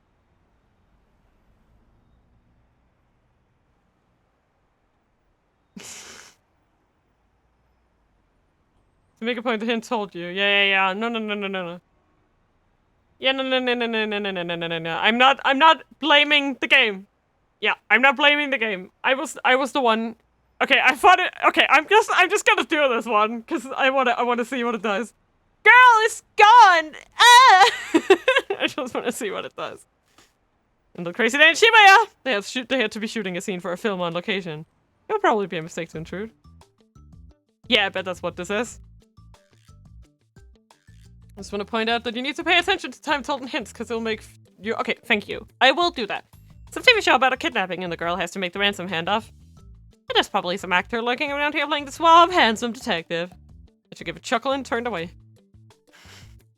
I just want to a soothing breeze blew by as wispy clouds drifted overhead. They picked a nice day for a shoot. Smiling inwardly, he resumed his trash-picking mission, wondering what other surprises the day would hold. A few moments later, he heard a loud bang, and the scramble went into an uproar. Huh, someone blew a tire? People were running from all directions to see what had happened, what had made the sound. Oh, maybe they're shooting an action scene now. Ashi was a tad bit curious, but he strolled away from the scramble without looking back. Maybe he'd head out to Yotsuya today to stretch his legs a bit. A neighborhood of the Shinjuku ward in the southeastern part of Tokyo, located approximately 4 kilometers northeast of Shibuya Station. While the numbers 4 to 8 in Japanese can be pronounced the same way as the syllables for the name Shibuya. Yeah, that's true. They can also be pronounced like the syllables for Yotsuya. Additionally, April 28th is both Shibuya Day and Yotsuya Day, along with Seniors Day. That's fun. Ha! It was best not to get distracted. There was trash that needed collecting. I love this. I'm glad I decided to do it. Your future's garbage! Achi decided to go on collecting trash because he decided the commotion in the scramble was probably just a TV shoot in progress. They'll probably have a pretty uneventful day, which is all well and good for him, but the girl was actually in danger, as he'd have discovered if he had investigated further. He missed his chance to help her out. Go back and try making a different choice. Also, what I find funny about Japanese is, with already having limited range of sounds they use for words, they also went and have multiple ways to say numbers. That's mostly because of, well, in this case, for the tsu thing, it's not, like, that's not, actually a way to say two. It's, like, as you might have guessed, that's English. Tsu for two, right? And in this case, bu is hu, which is the onyomi, or the Chinese reading, quote unquote, of two. So usually what you'll find with kanji, and Japanese words, and stuff, is that a lot of the time the kanji have a kunyomi, which is considered the Japanese pronunciation, and an onyomi, which is considered like the Chinese thingy. Onyomi is also, like the phonal I don't know, it's very different. I mean, I don't know if I'm an anime character, but okay! Go back and make it different. Yeah, I do get it. It's just kind of funny how history worked out and made so much troubling, especially to learn from scratch. Oh, 100%. Mein Gott. It took me a second to be like, boo? But then I was like, oh, right, it's Fu with the modifier. Okay. Yeah. I just wanted to meme. You know? And you can't, don't quote me, but I also think that the onyomi is meant to be like the phonetic reading, quote unquote, but I'm not entirely sure about that.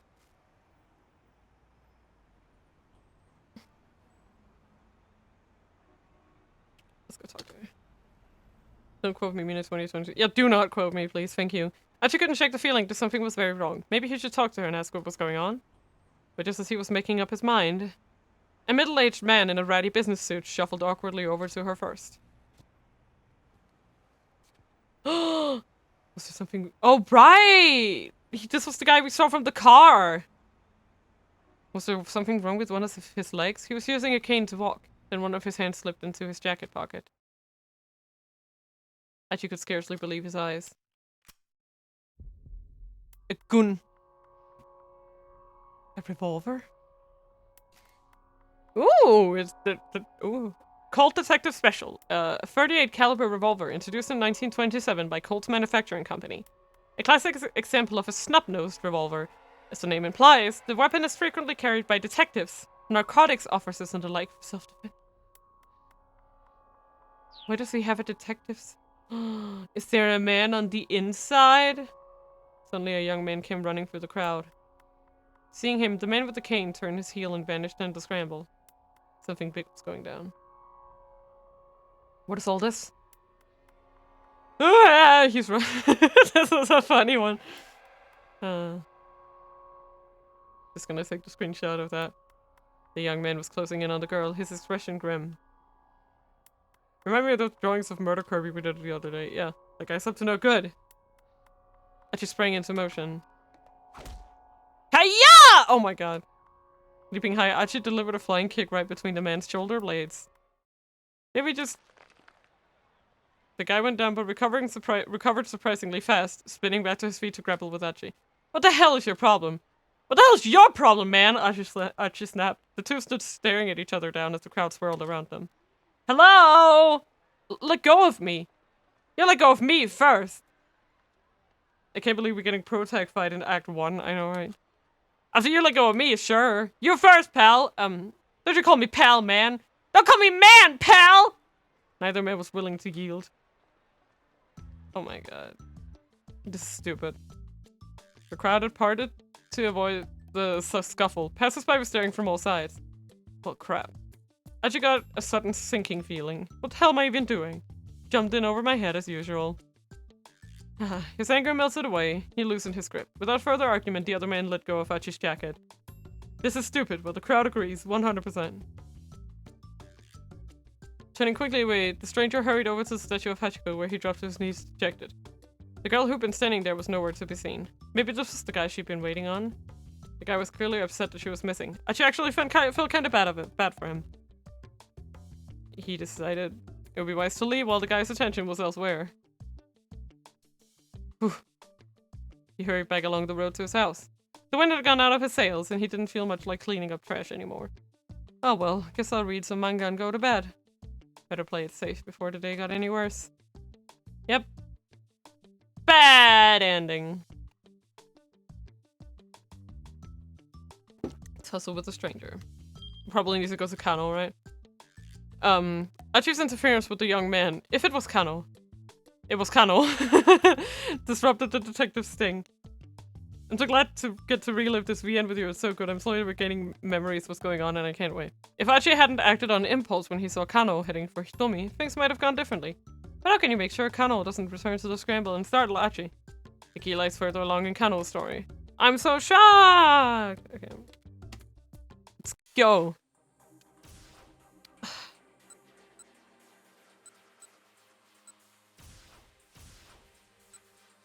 Well, Kano can get shot. That will stop him.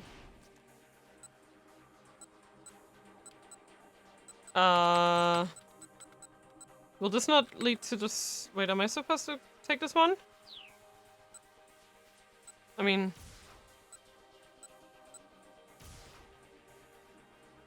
Probably? B. Wait, where can I see that? Yeah. So should I... Okay.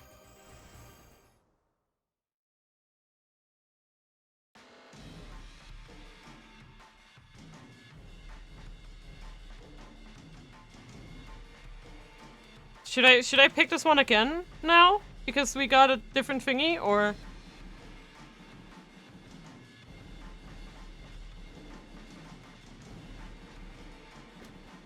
Because his instruction had been clear. Let the guy... Okay. Brokov's pursuit pointing to a nice wave of detectives. Kano had almost gotten close enough to get a good look at the guy's face, but if Kusei had ordered him to let the guy go, well, his boss should know what he was doing. It was someone else's problem. Okay, nice, he would. Kano headed back to the scramble and took up his post again. Tomi was still standing at the handoff point, staring worriedly in the direction that the suspect had fled. No doubt she was wondering why all of a sudden the police had decided to let the guy go. Kano jogged over to Hitomi, but before he could reassure her... Hey-ya! Oh my god. A sudden blow from behind sent him sprawling to the ground. God damn it, Achi. Kano's mind flooded with rage as he scrambled back to his feet. What the hell? He spun around finding to grappling with a belligerent young man. What the hell's your problem? Kano snapped. What the hell's your problem? The stranger shot back. Let go of me. You let go of me first. If you let go of me, sure. Your first pal, then compare to command pen. Okay. The usual. Crowd had begun to stare. Not good. Here he was causing a scene in public, blowing his cover in the middle of an important case. Just neither the time nor the place for some dumb random quarrel. Even as he came to his senses, Kano felt the strength ebb from the stranger's grip. He pushed the man away and quickly turned back toward Hitomi. She was gone. He scanned the area for any sign of her, but she had vanished without a trace. Kusei's mobile command enter had also disappeared. What did I miss? The blood drained from Kano's face. The investigation had left him utterly behind. There wasn't even any signal in his radio. He must have switched frequency while he was caught up in the tussle. Kano went back to confront the troublemaker. He was gone too. Kano spun on his heel searching, but the young man was nowhere in sight. He had a shake case, Hitomi, the troublemaker. He lost all three. Right out of the starting gate. He'd bungled the entire operation. He should have left Tateno to look after Hitomi and gone after the attaché case himself. What the hell was he doing? Kano felt his self-confidence ebbing away like water. Maybe it's time to move back to the sticks. Maybe Tokyo's too fast-paced for a screw-up like me. He had no idea what to do next, and so he just stood there, frozen, already drafting his letter of resignation in his head. I am reciting! Okay, wait. I think I got it. I think I'm gonna go get left side of the kidnapper. Ooh, nice. Kano lost sight of Hitomi because his scuffle was Achi Endo. If he had chased after the thief who took the attaché case, this probably wouldn't have happened. Go back to Kano's 1030 times them and try making a different choice. Okay. Kano? More like cannot. Yeah, actually that's funny because Kano in Japanese can also mean like possible or so that's funny. More like Fukano. Haha. Haha. I'm sorry.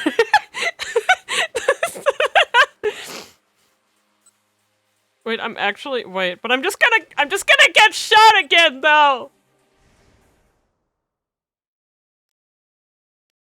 Fine.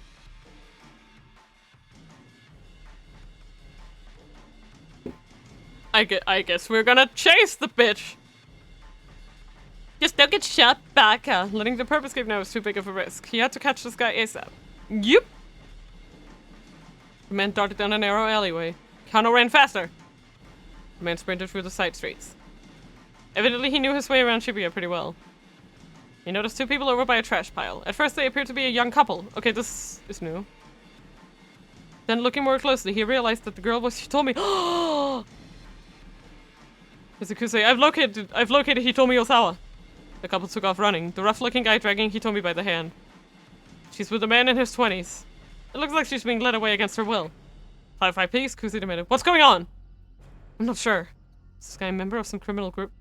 Did he perhaps like intercept the kidnapping of Hitomi and he's taking... It looked like the two were running away from something. Alright, we'll handle the foreigner. You go after Hitomi. Got it. Kano sprang into action. Stop right there! The young man glanced back at Kano, but rather than stopping, he picked up speed. continuing to drag Hitomi along with him. She didn't seem quite able to keep up. Kano knew he could catch them. He tried to close the distance in the sprint. After a short distance, the young man stopped, realizing he couldn't outrun his pursuer. Achi for sure stopped the events, but we can only assume Hitomi was taken by bad guys. Achi interfering made the bad guys track different. Yeah. Shielding Hitomi behind him, he glowered at Kano. Why did you run off? Kano demanded. Because you were chasing us. A blatant lie. People didn't just bolt like that without good reason. The young tough started edging away, keeping Hitomi behind him. Kano followed. Look, just let the girl go. The guy glanced back at Hitomi. She shook her head fearfully. Maybe this troublemaker had warned her to keep her mouth shut. You've got this, Kano. Just don't let them out of your sight. Ah! A sudden blow to the top of his head left him staggering. His eyes spun as he reeled with vertigo. No! There was a flapping sound and a vague black shape wheeled above him. Was that a crow? No, it's your dick diary. I think. It was the last thing Kano saw before his vision went dark. It's a squirrel!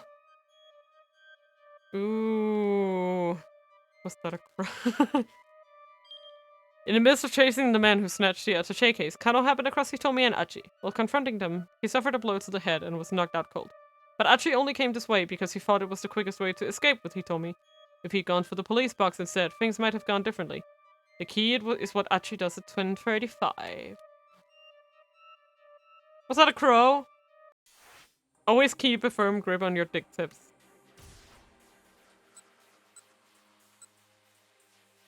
Wait. Yeah, this is... Wait. Is this 10:35 or is it this one? Wait, now I'm confused. Oh god. Is this one 10:35? It is. Okay, so it's this one. Right?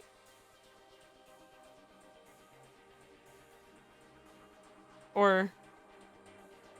Okay. Go. But it's not, like, I'm not gonna leave her alone, right? Achi turned back around. The girl was still there. She was staring in the direction that the man who had taken the case sheet had gone. Avoided expression, da-da-da. Like, right? Like, it's gotta be A still. And then there's just gonna be a continuation? Or... Okay. Achi couldn't shake the feeling that something was very wrong. Maybe he should talk to her and ask what was going on. Oh, right! Right, cause now Kano is off chasing the dude. Maybe he should talk to her and ask what was going on, but just as he was making up his mind, a middle-aged man in a ratty business suit shuffled awkwardly over to her first. Was there something wrong with one of his legs? Yeah, I'm starting to get it, yes, cause, like, now I've been playing it for a good 2 hours, so... Yeah. Was there something wrong with one of his legs? He was using a cane to walk. I really liked it so far. Like, I'm stoked for what's to come. He was using a cane to walk. And one of his hands slipped into his jacket pocket. Achi could scarcely believe his eyes. Check. But, like, this is a police revolver, and that's... A revolver? And that's very concerning. With a single fluid motion, the man lifted up the gun and pointed it in the girl's direction. He was aiming right for her head. Huh? The girl had noticed the man with the cane now. Seeing the gun pointed right at her, she froze in fear. Achi didn't hesitate. I won't hesitate, bitch! Breaking into a full run, he tackled the gunman with all his might. Caught off guard, the man sprawled to the pavement. Maybe the police revolver has to do with why Kano told his... That's so interesting, Gadeli. You're right. Maybe those things do have something to do with each other. Caught off guard, the man sprawled to the pavement. But the would-be assassin kept hold of his weapon and quickly scrambled back to his feet. Achi knew he had to act fast.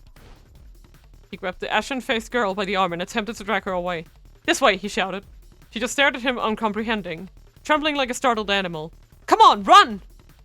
Finally, the girl snapped out of her daze and gave a fearful nod. The police nod. Okay, so here it is. Okay, I'm just gonna see what choice B, because we were told to go to the police box, and from now on, I'm gonna do the opposite of what they tell me. Let's just get out of here. The would-be assassin was getting back to his feet. Achi grabbed the girl by the hand. Run! Shush! Without so much as a backward glance, he led her beneath the railway overpass to the Yamanote line. They needed to get as far away as possible, fast. Their best bet was to head toward the east side for the station. It was less crowded there. It would be easier to run. Actually, another thing I really like about the non-animated parts of these, is how realistic they like. Yeah, some of them are edited and stuff, but like, what can I say? Like, they're not focused on like every single picture looking super aesthetic, and that like gives a really grounded feel to the whole thing. Like, they're not focused on the actors like looking beautiful in every single shot, and I really like that. It's like very, like, it definitely puts you into the scene, I feel. Don't worry, you can trust me. Dragging the hesitant girl behind him, he took off through the crowd. Suddenly it dawned on him that he still held the trash bag in his other hand. You know, this thing's gonna be a real pain in my ass. Achi paused just long enough to toss the trash into a garbage bin as they passed by a park, then took off again. Basically, it was shot like the movie. I don't know if this, but there's a short documentary of filming it on YouTube, and 100% worth watch along on Twitch after you beat the game. Woo! And I think they took frames from filming and just retouched place. Ah, okay, yeah, that makes sense. But yeah, like, I don't know. There's just something about the way that it's that it's shot and edited is very like. Someone shouted from behind. Stop right there! Okay, Achi looked back in alarm to see a stranger charging after them. It was one of the guys from the crowd who had run after the attaché case snatcher. You gotta be kidding me, no? He's chasing us?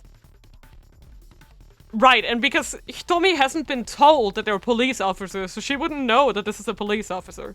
Whoever he was young and fit and gaining fast. Realizing the girl could never outrun this guy, Achi stopped abruptly. Shielding her behind him, he turned to face the stranger. I just want to see what his version of this ending is, because it's fun. Why did you run off? Because you were chasing us. The other fellow eyed Achi skeptically. Maybe he was a buddy of the man with the cane? Keeping his guard up, Achi began to back away. Look, just let the girl go. The guy was acting like he knew her. Achi glanced back, but the girl only shook her head wide-eyed. Yeah, because she doesn't know him. The other man's posture shifted, preparing to lunge. Fun thing I like is bad ends do give you quite small info to try to figure out. Yes, I do. I feel like I've been getting little nuggets every single time I finish. Like, I don't know.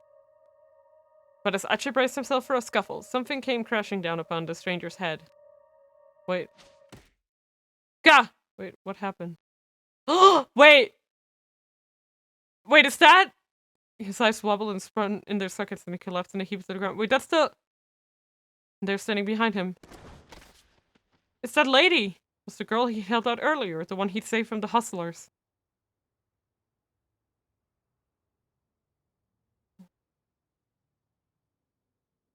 Hey, you're that girl from this morning. Are you okay? Next to the fallen pursuer's form was a rather thick book. Oh, she misunderstood the situation? Isn't that awesome? You would have never seen that if you went to the police box. Yeah, exactly. It's a rather thick book. She nodded toward it. You look dangerous, so I just threw that at him. Okay, it wasn't his dick diary, it was a law book. The most dangerous kind of book. Aw, so, like, see, this is what I like, right? Because yeah, exactly. I assumed that, oh, it was one of the bad guys catching up to them, and that's why this is a bad ending. But it turns out it's just a girl who saw a guy who had been very kind to her, and seeing him in trouble, and, like, clearly, like, shielding a girl from this guy and going, oh shit, this guy is dangerous. Oh, yeah, thank you. It saves my bacon big time. It's the least I could do after the way you helped me earlier. Sure thing. You should probably get out of here before that guy comes too. Like you said, he's probably dangerous. Right. I just scooped out the heavy book and handed it to the girl who'd promptly left the scene. Now we better get out of here. The girl nodded. They started down the street, only to see the man with the cane round a corner a few dozen meters ahead. Ugh, this is not good. The assassin had spotted them and hurried in their direction. This way. He's actually pretty ideal to like, he's the ideal person for this kind of stuff, because he, like, see, this is the thing that I also like so far, is that the writing is extremely, like, conscious of the characters. Like, if anyone should be leading a person through the backstreets of Shibuya, it's someone like Achi, because that was, like, one of his first character things, right, is that, oh, he knows everything about Shibuya. And she led the girl into a nearby alleyway. But this way's a dead end, the girl said breathlessly. Like I said, just trust me. Stopping abruptly, Archie kicked down a wooden plank covering a gap between the two buildings, clearing a space that a person could fit through. See, we can get away through here. In you go! Yeah, just like a Reason 428 is a cult classic. Yeah, it's so good. But the girl just stood there looking terrified. What's the matter? Archie asked. Come on, you gotta hurry. But I... She looked at him as if he too was about to pull a gun on her. He could hardly blame her. After all, he was just some random guy who had turned up out of nowhere. But this was no time for dawdling. The man with the cane appeared at the end of the alley. As they just stood there, he was gonna catch them. It's written lightly, logically, and you just want to follow. Yeah! Okay, sweetheart, hear me out, he said in a rush. The name's Achi Endo. I live in the neighborhood, and I'm not the kind to stand idly by when a girl is being chased by some killer. So please, just trust me, and I'll do my best to keep you safe. He hoped the look in his eyes could convince her he was being on the level. After a painfully long moment, the girl nodded her acceptance. Good, cause I trust Achi, he's our boy now. Right, let's start with this. He had paused beside an enormous stack of beverage crates. With a quick shove, Achi knocked the whole pile down, sending it cascading across their pursuer's path. Now that was a close call. The man with the cane was floundering, struggling to get past the fallen crates. My bad, man! Achi called out. Mind cleaning that up for me? How funny. How funny. The man's... Oh, I just had a... Sorry. Just had a... for a second there. The man scowled back at them and fumbled for his gun. Achi flashed him away goodbye, then slipped away between the buildings with the girl. Was this actually the correct answer, question mark? Well, we'll see.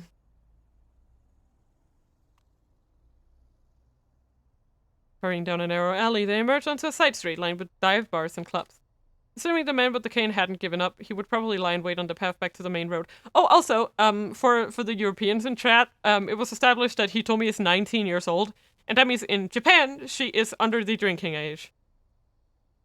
I don't know if that's gonna play into this whole bar thing, but, like, bar and club thing, that they won't let her in, but I just thought that was interesting to note. Achi decided their best bet was to try to stay inconspicuous rather than risk getting caught on the move. Guess we can lie low here for a bit, he said. He led the girl to the entrance of a tiny old hostess club. She followed him reluctantly. The log lady. Interesting. Achi flicked the switch inside the front door, and a chintzy chandelier glowed to life. He set the girl down on the small sofa beside the counter. She gave him a worried look. Achi felt a pang of embarrassment as he realized what she must be thinking. Oh no, don't get the wrong idea. I'm not gonna try any funny business. Someone I know used to run this place. It's not a business anymore, so I figure we're safe here. The girl chuckled at his evident discomfort. All right then, she said. So we good? We're good. Okay, well, good. Achi made a vague attempt to straighten his disheveled clothes. So how about some introductions? How about some introductions? I'm Achi Endo, like I said earlier. Hostess club in English, but I wonder if the original was love. No! No. A hostess club is a thing. A hostess club is a thing. But, usually when you bring a girl here, it's because you want to coerce her into becoming a hostess. Like, that's what recruiters do. They kind of, like, basically, like, strong-arm these women into the clubs and then, like, coerce them into working there. So, he means a hostess club. Like, that's, yeah. They mean a hostess club. But hostess clubs do have some expectations of, like, going on dates with clients and stuff. But yeah, no. You can just call me Achi. I'm Hitomi Osawa. You can call me Hitomi, I guess. With each new word out of Hitomi's mouth, Achi felt his heart sing. Aww. She was charming, personable. Just about everything about her was captivating. I know hostess clubs are real, but the joke about getting the wrong idea would work better if it was a love hotel and they changed it to be less creepy in translation. I don't think so, because they've already had the kind of like recruiter hostess thing already.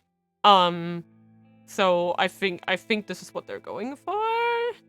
Also because this doesn't really, like, it's a place full of bars and stuff, so I don't think it's supposed to be a hotel. Actually, I'd never met another girl like her. Achi? Bleh. Is something the matter? He was spacing out there for a bit. Achi shook his head to dispel his daze. Damn it, this is no time to get all starry-eyed. He needed to think of some way to keep her safe from the guy who was after her.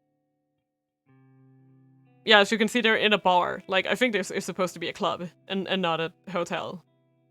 Look, can you tell me what the hell's going on? Please, I need to know if I'm gonna help you.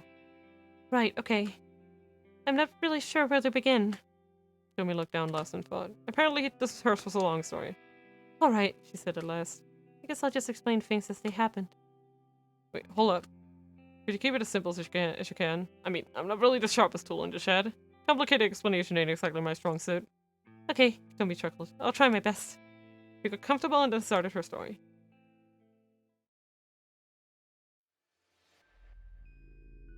so last night, somebody abducted my sister. The kidnapper demanded that I make the ransom handoff personally. He told me to stand by the statue of Hachiko in Shibuya at 10 o'clock in the morning to make the exchange. So I did. And this man came by and took the attaché case. Ah! Oh, I'm sorry, hold up a sec. I didn't skip that, that wasn't me. I gently lost the thread of the conversation. Me too! They're gonna teach you about that. At 10? Bitch was 30 minutes late! I know. At times like this, you can press the up key to go back and reread what you've already seen. You can also press down to quickly scroll back through sections you have already read. A mark will appear in the upper left corner of the screen while you're paging back and forth like this. You can press the space to reread the marked page. Okay. Press up to go back and reread sections you've already played through. To scroll ahead through the text you've already read, press down. When rewinding, advancing like this, a book will sometimes appear in the upper left corner. Press space while this is being displayed to reread the current page.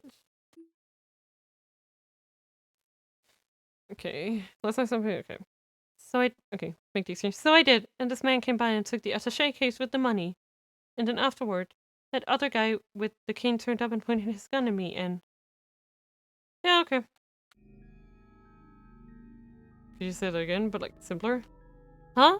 Sure. I'm just having trouble following is all. I mean, is this supposed to be some movie or soap opera? No, that's not... Some kind of hidden camera show? This is real. This really happened. The look in Hitomi's eyes was dead serious. She's gotta be telling the truth. What would be the point of lying? By bitch, I mean the kidnapper, of course. Yeah, exactly. Like, come on. What is he doing? And he had seen the attaché case and the gunman himself. How much was the ransom, if you don't mind my asking? Hitomi hesitated. 50 million yen, she said after a moment. Achi gave a whistle of amazement. The detectives told me that was a typical amount for a kidnapper to ask for. There's plenty, that's for sure. I guess they're good money and that sort of thing. Since the words were out, he realized his blunder. Ah, sorry. I shouldn't have put it that way. He fidgeted awkwardly and Hitomi looked away. I'm an idiot, but okay, I think I get this kidnapping thing. So I'm guessing those guys who chased the guy who took the ransom were undercover cops? He replayed the scene in his head. But then, the kidnapper took the attaché case and ran, right? So if you were empty-handed, why'd that guy with the cane come after you? I'm honestly not sure. Tomi's words trailed off. This was clearly difficult for her to talk about. Anyway, we should probably get you to the police as soon as we... No! We can't do that! Tomi's tone was resolute. I can't take this to the police. Why not? I can't believe the wrong answer was the correct answer. And she waited for an answer, but none came. After a long and awkward silence, she stood up from her seat. Yeah, I mean, I really appreciate the help, but I should go now. She gave Achi a deep bow. No. No, hold on. What do you mean, go? Go where? He hurried to intervene as she headed for the door. I don't want to cause you any more trouble.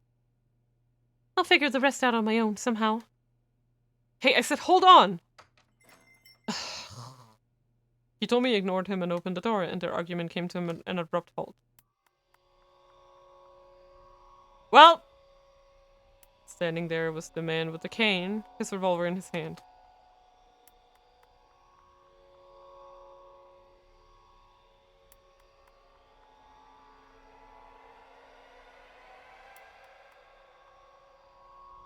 God damn!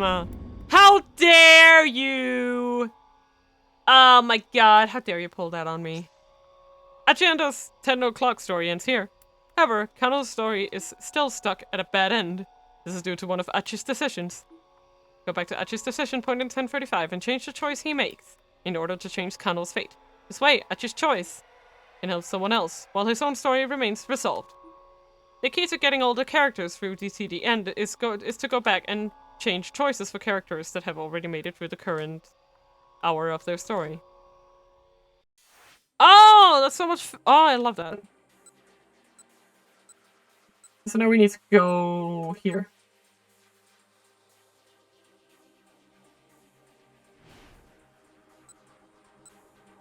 This one. What?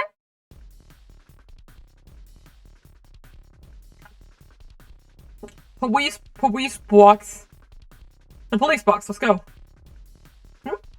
Oh, damn. Go, man. I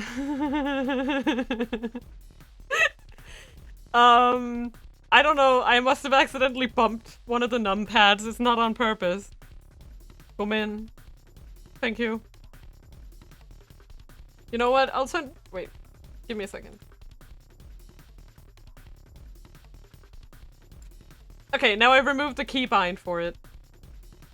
Because I haven't used it, so I'm just gonna remove its keybind. Now I can't pick that one accidentally. Dictum. Number 43. Refrain from Mina becoming an ice creamer robot. What are you talking about? This is my witness voice. Did you forget? This one is my robot voice.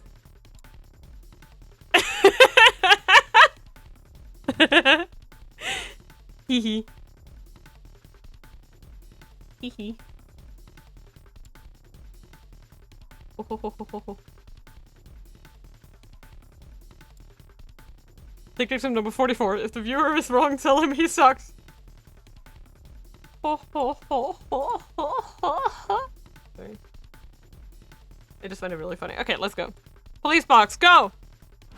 Whoosh! Still impeding the girl by the hand. Achi headed for the police box outside the train station. But it was empty. There were always policemen staffing these things. Why did it have to be unmanned now? Achi flashed a worried glance behind him and saw the assassin in pursuit like a man possessed. Yikes, this is not good. There's nothing they could do but run. With the frightened girl in tow, Achi went beneath the JR Yamanote Line railway overpass. Yamanote, a railway loop line that services the Tokyo metropolis. Typically, the morning rush is quite intense, yep.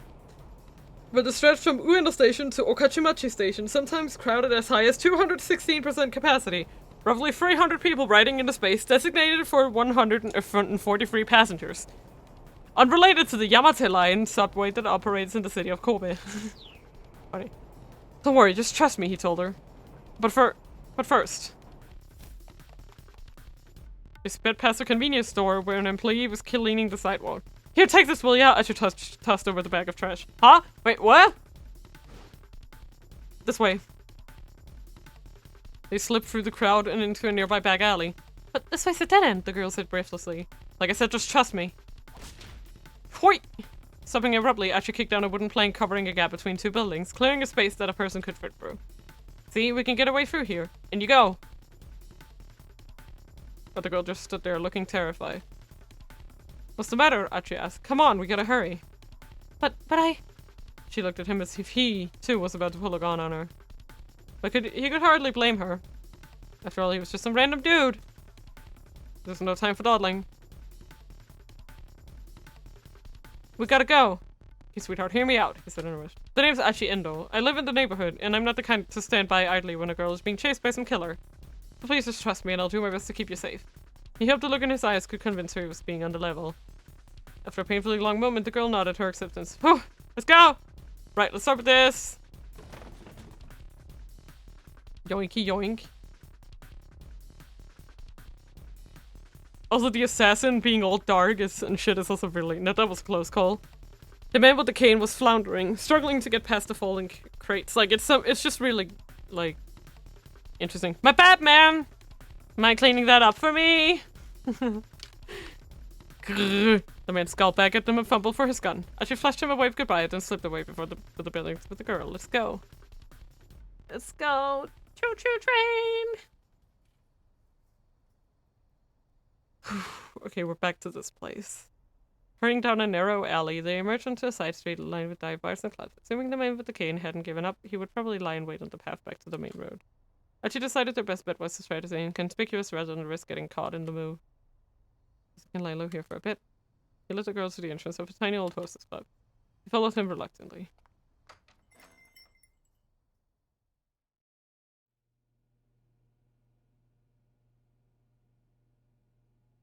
Okay.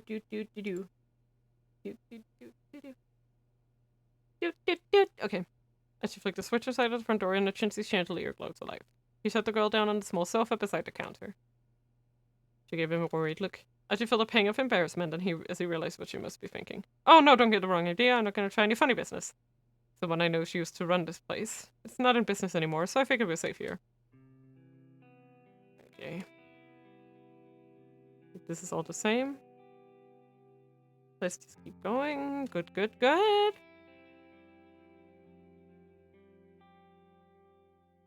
Miachi. Mihi told me, let's go.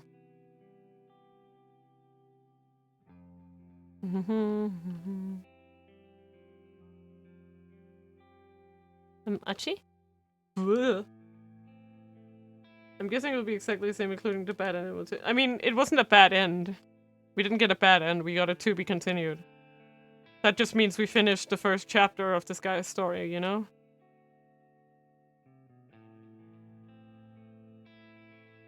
Because we're just going, you know?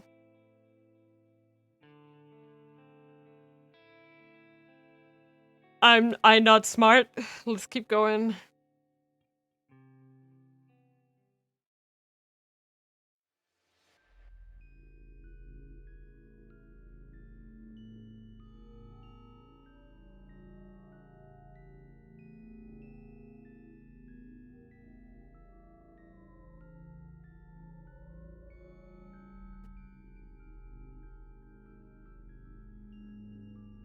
Yeah, this is all the same. But yeah, I do think that the quote unquote like not real version of like the other version was actually very interesting, so I'm glad we got that one. But yeah, it's not really a bad ending.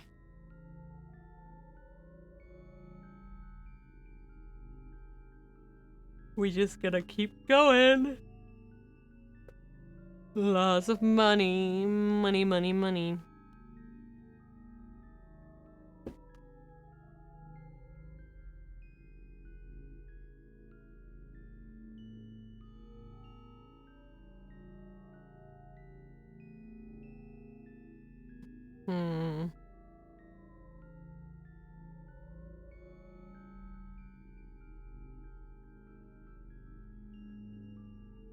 Like, okay, so the thing that I was thinking about, right, is that she said, or well, who was it? I think it was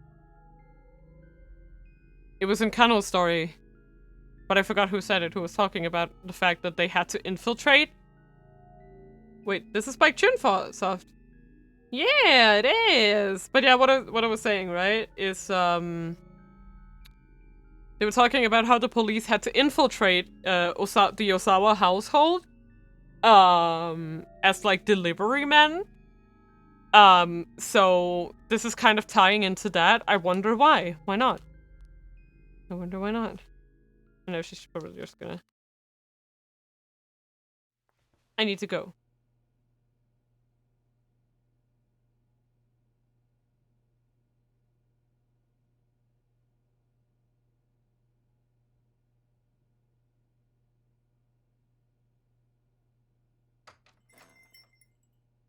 Damn it.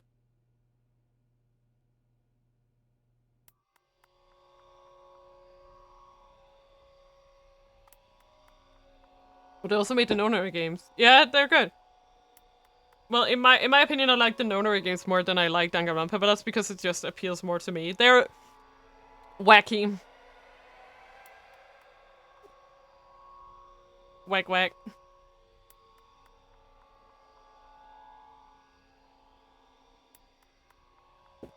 Life is simply unfair indeed. How unfair. Let's go back and not... But yeah, I don't know. I thought the other route, like the other version of this choice was way more interesting. But I just wanted to see if it like gave you a bad ending or something. Shinya Kano's job is not done.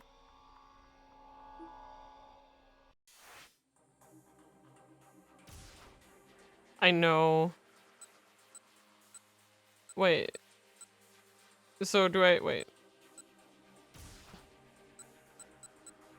Uh-oh. Yeah, I'm guessing...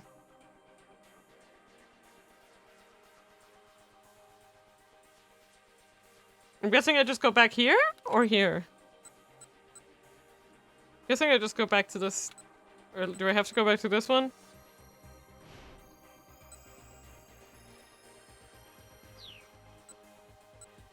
Okay, boom. Tailing the foreigner, let's go.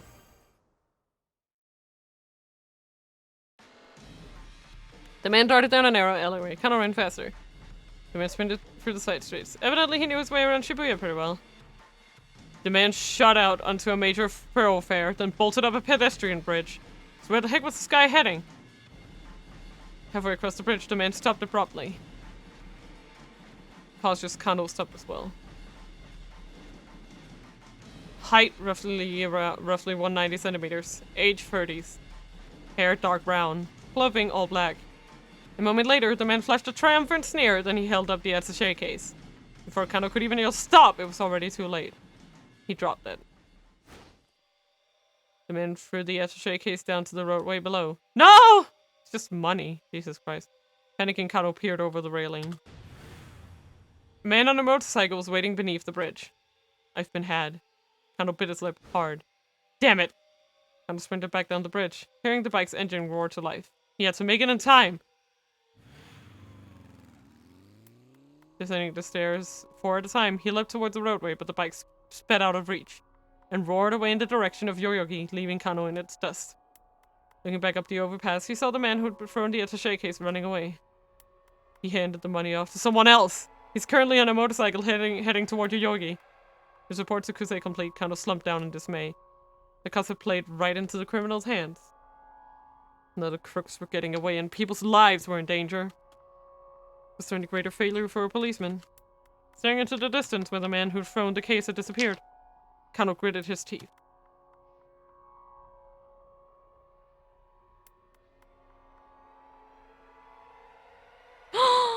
Okay, that was just the ending there left.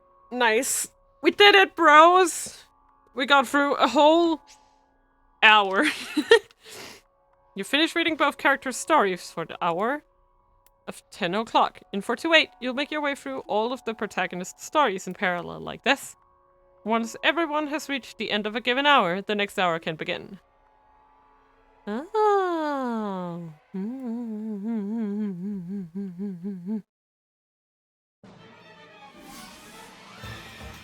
Oh my god! I'm excited for the rest of it.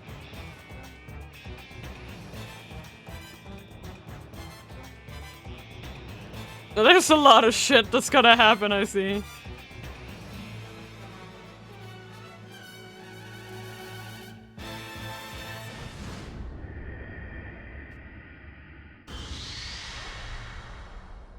I love this. This is so exciting. I'm woo! We got the intro. Okay, Achi, Tama, Osawa, and Minorikawa. Okay. Wait, Osawa? Like, okay. Okay, this is the end of the tutorial for this part of the story. You can reread previous tutorial messages via the main menu. There's a lot of important info in there, so reread it closely. Now, 428 has reached the 11th o'clock time block. You have 5 protagonists available. Whose story will you read first? Wait, so if I click...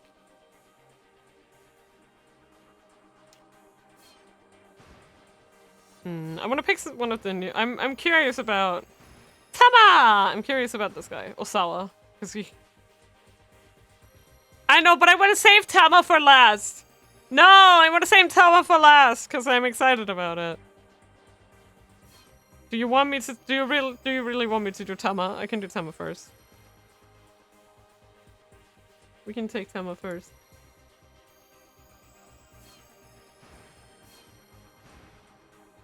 Okay, because I'm curious. Yeah, Tama. I'm gonna save Tama for last because I'm excited about it. Okay, let's go for this guy, Osawa. I'm assuming this is the dad. Wealth, status, honor. None of these mean anything to me. All I want is a peaceful life. Who are you, Yosuke? Kidding. Who are you, Kida? Yeah, sure. To put worry behind me. To stay calm and serene. To be free of worldly concerns.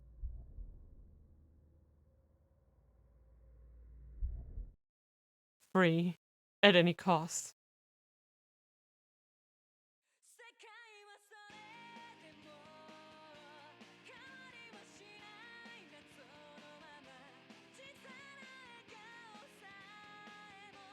A cheery rhythm pumped from the CD player set up against the study wall. It was the latest hit from Ayakamiki, the songwriter sensation who was blowing up the pop charts. I'm gonna get in so much trouble for this one! Kenji Osawa reached for the stereo remote on his desktop.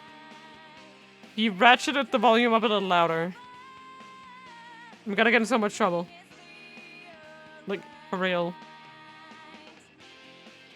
He looked like the sort of man who'd be more interested in classical music, but in fact he was a huge fan of the girl rock popular with middle schoolers. Closing his eyes, he swayed back and forth in time with the music, humming his favorite lyrics under his breath. But his movements faltered. It's no use. Aya's voice usually soothed whatever ailed him, but today even she couldn't help. Today, Osawa was a complete wreck, in both body and mind. Huh. He's working for... Okay. Mounds of paperwork were scattered across the desktop in his study. All of it about viruses and vaccines. It had only been a week since he'd returned from a business trip to his company's branch office in the US. And he was slated to go back in another week's time. It was a truly staggering amount of work he needed to get through while he was at home. He picked up one of the papers, glanced at it aimlessly, then tossed it back onto the desk. Slumping back in his chair, he let out a long, deep sigh. He was in no mental state to work right now. A faint knock at the door barely roused him from his torpor. Director, may I come in? It was his vice director, Mamoru Tanaka. Sure, the door's open. Tanaka came into the study. Wow, he looks so not evil.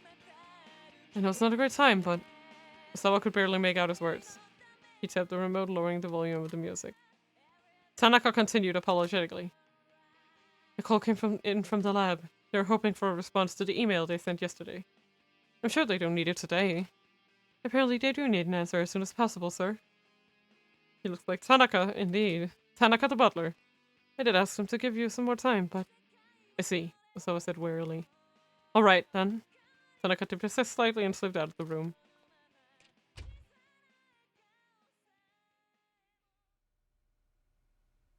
Osawa contemplated his colleague. Tanaka was a man he could truly depend on. He has enough of his own work to do. He didn't need to come here again today, but he did. They've been working in close concert ever since Osawa had gone back to Japan.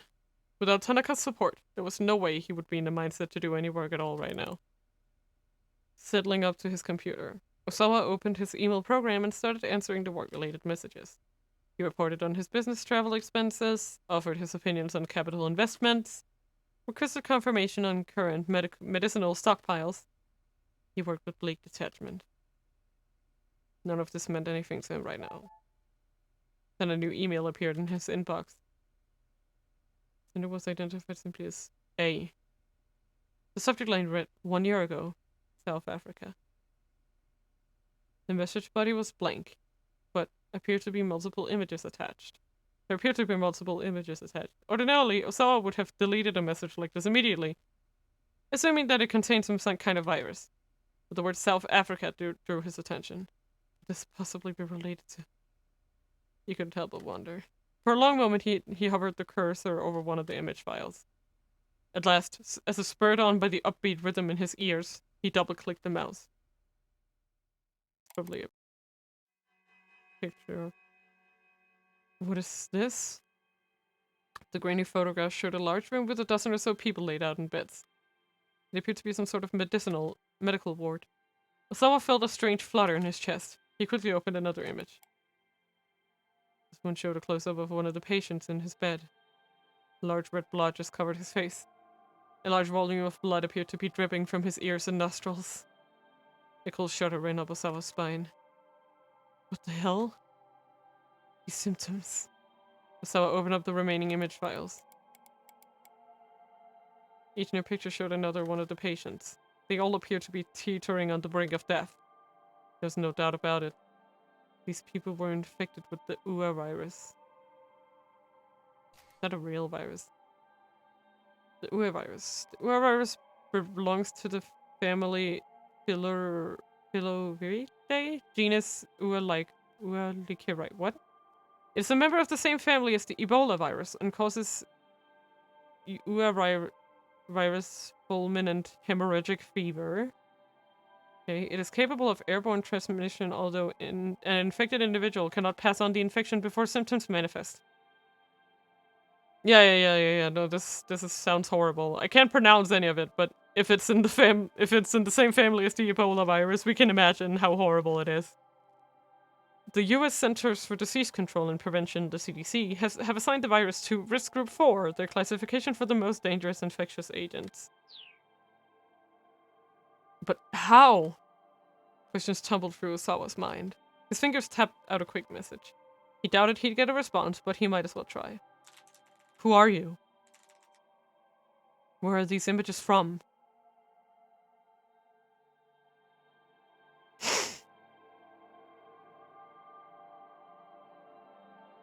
The UA virus got its name from a Swahili word for flower. Supposedly, this was based on the fact that the propagated form of the virus resembled the petals of a flower. Despite the flowery name, however, the disease was anything but pretty. UA didn't just mean flower, it also meant to kill. As the name suggested, the virus had a mortality rate of 100% in those it manages to infect. So basically... Yeah, okay. Because most details regarding the UA virus have been suppressed, cases of UA infection are largely unknown to the world at large. Because all patients known to be infected with the virus on official record have died within a short time frame, the mortality rate is given as 100%. As the incidence of known cases grows, the number may drop below 100%, but the mortality rate will likely remain extraordinarily high. Yeah, so this is basically once you get infected, you're done. Like, that kind of thing. Okay. Moreover, there was a very short incubation period between infection, the onset of symptoms, and death. Yeah. Inhaled viral particles can spread from the lungs to the lymph nodes, and from there disperse throughout the body. The virus propagates in several places, including liver cells and macrophages, I think. It's a very violent way to leave this world. Yep. A component of the immune system, and destroys the endothelial cells within blood vessels. Upon reaching the brain, it forms a neural sludge of blood mixed with other bodily... Oh, that's so horrifying. Within roughly 12 hours, bleeding would set in throughout the body, everywhere but the bones and muscles, with lethal results. Due to its incredibly high mortality rate, the disease's very existence had been kept hidden from public knowledge. Osawa's computer chimed to signify the arrival of a new email. The sender was A. He hurried to open the message. Once again, the subject line read, 1 year ago, South Africa. Your crimes. Osawa stared at those two words. My crimes. I mean, they could make it public. They would not believe it anyway, so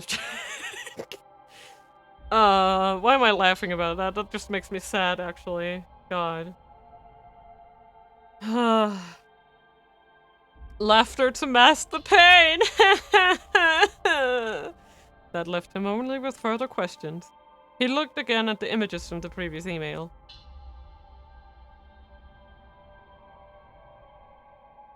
What makes any of this my crime? What makes any of this my crimes? He could see that the patient's bleeding was severe. He estimated that several hours had passed since the onset of the disease. It wouldn't be long before their lives were cut short. To feel that agony, that suffering, and then to perish. Am I to blame for that?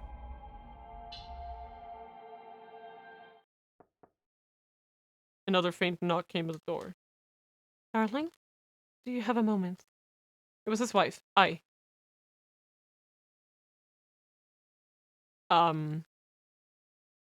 think we should probably close the email. Let's not show our darling wife pictures of dying people. Give me just a second. So I hurriedly closed the mail program. Even if this was nothing more than some sick prank, it wasn't anything he wanted his family to see. Especially not I. Alright, come in. But Osawa turned to see that I had already let herself into the study. The sharp sting of her perfume made him scrunch up his face for a moment. Have you reconsidered the whole America thing? She asked. This again, Osawa thought sullenly to himself. Please, he said. Can we not discuss this right now? If not now, then when? You know this isn't a decision just make on your own. On his latest business trip, a major American pharmaceutical firm had attempted to headhunt him, asking him to join them and be among the top researchers in the world. The money and prestige held no interest for him, and he was reluctant to turn his back to Okoshi Pharmaceutical after his many years of service. Okay, the pharmaceutical company for which Kenji Osawa works. It is a major corporation with a solid sales network both domestically and internationally, and an annual turnover of 1 trillion yen. It's a lot of money. But yeah, the thing about this type of virus, right, is that the infection, incubation, symptoms, death is so fast that the effectiveness of it is majorly disabled. But because it's so brutal, it's one that can be weaponized. Yeah, exactly. Yeah. Because unlike some other viruses that we won't talk about, because I don't want to get in trouble, when the incubation is that fast, the amount of contact this person can have with the outside world to infect others is rather short, right? Because they would be put in a ward like immediately. But again, it can be used for bio warfare. That's true. It holds patents for several medications that are in demand worldwide, and is influential at the Ministry of Health, Labor and Welfare, and other political institutions. The company employs roughly 7,000 people, including 600 researchers. Nonetheless, he was intrigued by the offer. It would mean the chance to conduct his virus research in a much better funded environment. Taking the job would necessitate relocating to the US, however. When he'd mentioned the possibility of emigrating it to I, she'd shut the idea down on the spot. Like in general, a virus in itself as a thing looks to infect as much as it can, and being violent majorly stops it from doing that. Yeah. Her opposition was understandable. Ai's father, Suguru Makino, was a member of Okoshi Pharmaceutical's board of directors. No way was he gonna let Osawa jump ship to another company. Darling, please. I drew in closer to him. Think about it from my perspective. If you leave for America, what am I supposed to tell my father? He gotten so used to it. That grating whine of hers. Have you considered what might happen to Okoshi if you leave, dear? We can discuss that once all this is finished. Osawa kept his voice as level as he could. You do remember that you're a director, right? I said. You have responsibilities. Stop thinking about yourself so much. Jeez. With a sour look, I turned and departed. What a lovely couple.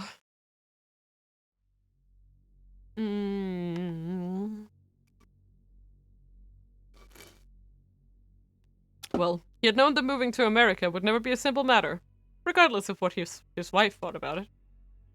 There was another reason, however, the antiviral agent that he had developed at Okoshi. Okay. A therapeutic drug used to treat viral infections. Examples include the drugs used against influenza and HIV. These treatments do not eliminate the infection, rather they simply inhibit the development of the disease. There are still many issues with such drugs, including the risk that treated viruses possess or develop a resistance that makes treatment ineffective. Academic institutions and pharmaceutical companies worldwide devote tremendous resources to further advancing the field of antiviral medicine. Yeah. After the Ua virus was discovered, infectious disease research facilities worldwide had thrown themselves into a top-secret effort to develop a vaccine. Vaccines function by safely introducing a harmless or attenuated version of a virus or other pathogen into the human body. This triggers the body to produce antibodies against the pathogen, making it difficult for the dangerous version to take hold. Exactly. Like, please do note that, that's how vaccines work. Vaccines are not 100% shields, they just help you from not developing horrible symptoms. This also depends on what kind of vaccine it is, but Makino had ordered Osawa to work on creating an antiviral agent, not a vaccine. A vaccine immunized the subject in order to prevent infection in the first place. Yeah. Conversely, an antiviral agent could be used to treat patients already infected. It was the so-called wonder drug for combating the virus itself. Creating such a drug was far easier said than done.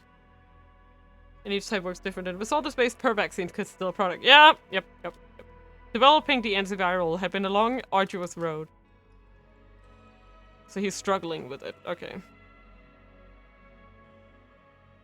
Only after years of research had Osawa's team succeeded in identifying a substance that might qualify as an antiviral agent for Ua.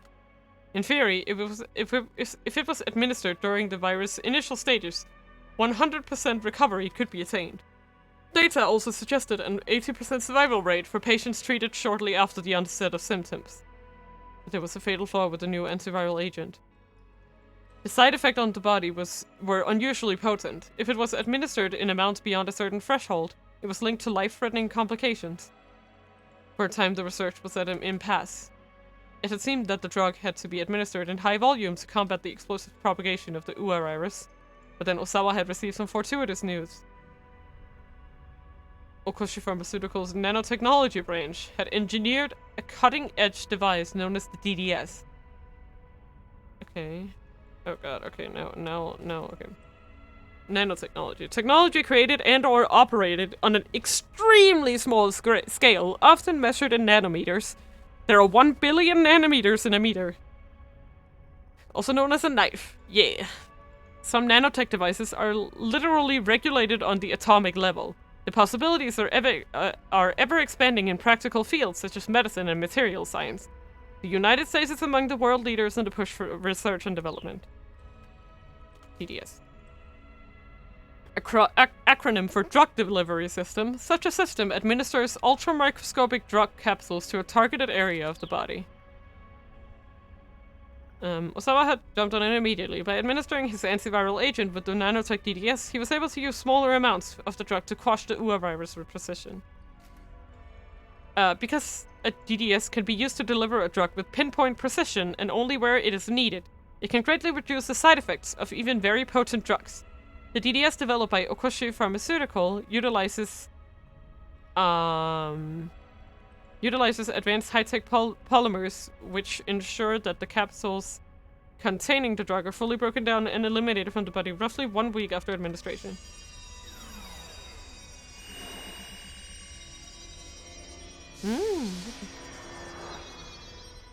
Naruhodo, thank you. Nanomachines are an interesting topic because imagining devices that are basically just particles and atoms and trying to imagine the production process needed to develop these is also mind-boggling. Yeah, you'd need some very small pincers for that one, that's for sure. The procedure was a huge success. There was a marked increase in the drug's efficacy, along with the expected decrease in adverse side effects. Pharmaceutical is said to have a positive effect if its use bring about the desired results when treating a medical condition, but many drugs create unwanted or unforeseen adverse effects as well. Given the extreme complexity of most drugs' interactions with the human body, nearly any medicine can have both positive and negative effects. The effects had been confirmed via animal testing on monkeys, and now the antiviral was ready for the final development stages, clinical trials on humans. Okay. Experiments involving drugs or medical techniques tested on animals to confirm their safety before they can be used on humans. The 1964 Declaration of Helsinki, which lays out ethical standards for human experimentation, advocates responsible animal testing, but many animal rights advocates regard such testing as a form of animal cruelty. That is fair. When a new drug is being prepared for government approval, after it has been tested on animals, it must pass tests on humans, clinical trials, that evaluate its safety and sustainability. And suitability, sorry. Such tests are frequently conducted on both patients and healthy individuals. In Japan, the development of new drugs is often hindered by insufficient legal infrastructure for conducting clinical trials, resulting in a smaller knowledge base and fewer opportunities for testing. Hey! That reminds me of a game we played once, huh, Argo? Clinical trials is hard to do in Japan, who would have thunk? Mine gut. But the very existence of this new wonder drug was still a secret. No doubt Okushi's leadership would be reluctant to see Osawa, the drug's lead researcher, transfer to another company. I think I might have Alzheimer's. Shut up. Still, it wasn't completely outside the realm of possibility. Once the antiviral was out of development and announced to the public, Osawa would be free and clear. For that very reason, he was loath to cause any friction over the drug right now. His anxiety only magnified his concern about the email he just received. Osawa called up Tanaka over the intercom. There's something I want to show you. Could you come in here? He needed a second opinion, and Tanaka could be relied upon. Osawa opened the door the moment Tanaka knocked. He looked around before ushering his vice director inside. What's this about, sir? This... Osawa showed him one of the images. Tanaka's face went pale. It can't be. Tanaka clearly recognized the symptoms of the Ua virus. Any idea what this is about? Osawa asked. No, sir. These images were just emailed to me. The subject line says, 1 year ago, South Africa. That would put it around the same time as the most recent run of infections, wouldn't it, sir? But that information isn't... Tanaka trailed off. Osawa nodded. It's not public knowledge. The thing I don't understand is why these pictures were sent to me. Osawa opened the other email from A. The second message I got says that these pictures are my crimes. I'll look into this on my end, sir, Tanaka said. He hesitated uncomfortably. Sir, just to make sure You're asking about what I think you're asking about, Osawa said. Tanaka gave a slight nod. Understood, Osawa said. Don't worry. I won't trouble you. I appreciate that, sir. Visibly revealed, Tanaka left the study.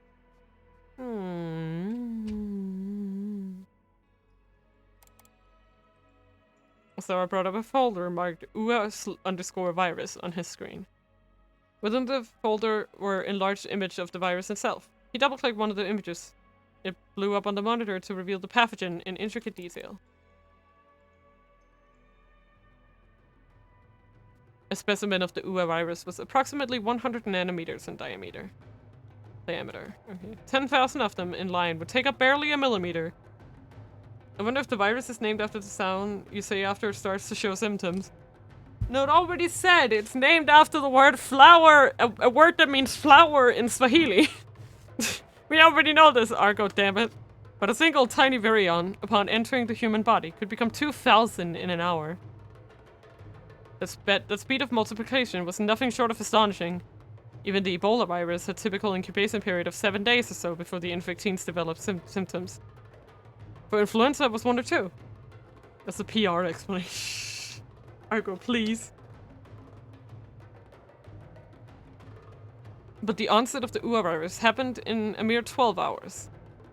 Osawa viewed an image slideshow of the virus's propagation mechanism. It was a fascinating sight, no matter how many times he looked at it. Viruses existed to multiply, nothing more. They had no motives, no driving logic, nothing but simple multiplication. To Osawa, that fact held a certain air of mystery. If viruses had emotions, how would they feel about their lives? He'd thrown himself into virus research in search of answers to questions like that, answers that no man could truly know. His development of the antiviral agent had really been nothing more than another job responsibility. He felt no particular sense of duty to protect people from a killer virus. Huh. He was just happy for the chance to play around with the UA day after day. Is this what they mean by... Another email arrived in his inbox. The sender, A. Subject line, 1 year ago, South Africa. Again. Sawa read the message. Do not look away. These are your crimes. This time, there were 4 images attached. Sarah proceeded to open each of them in turn. The first shocked Osawa so much that he felt like he'd been punched in the head. One of the Ua patients from the earlier images was being injected with something. No. Osawa muttered to himself. It can't be. The second image showed one of the infected, hunched over in pain, vomiting up blood. The symptoms had already manifested, but Osawa thought he could see that some degree of life had come back into the patient's eyes. He rushed to open the third image. It showed a morgue, piled high with corpses. The rictus of anguish on the dead faces make them look no longer human. Various fluids seeped from the eyes and nostrils. The lymph nodes were grotesquely swollen. Okay, lymph nodes. Small organs that function as part of the lymphatic system in mammals. When a foreign substance invades the body, the lymph nodes detect it, prompting the production of white blood cells such as lymphocytes and macrophages to consume the invader. A viral infection sometimes causes the lymph node to swell up as a result of increased activity. Awesome! Whoever sounds like the start of the "Hey, we found the cure for cancer! Awesome! What's the side effects?" Yeah. A lot! There were hospital beds stained with massive amounts of blood and gastric fluids. Next came the fourth and final image.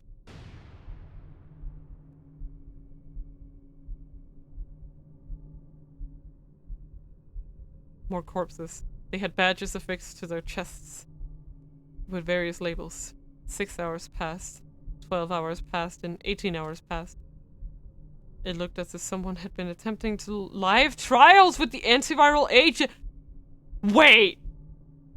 No, wait, no, oh my god. They're saying, wait, are they saying that these are pictures of people people being deliberately infected and then administered with this antiviral agent at like different timestamps?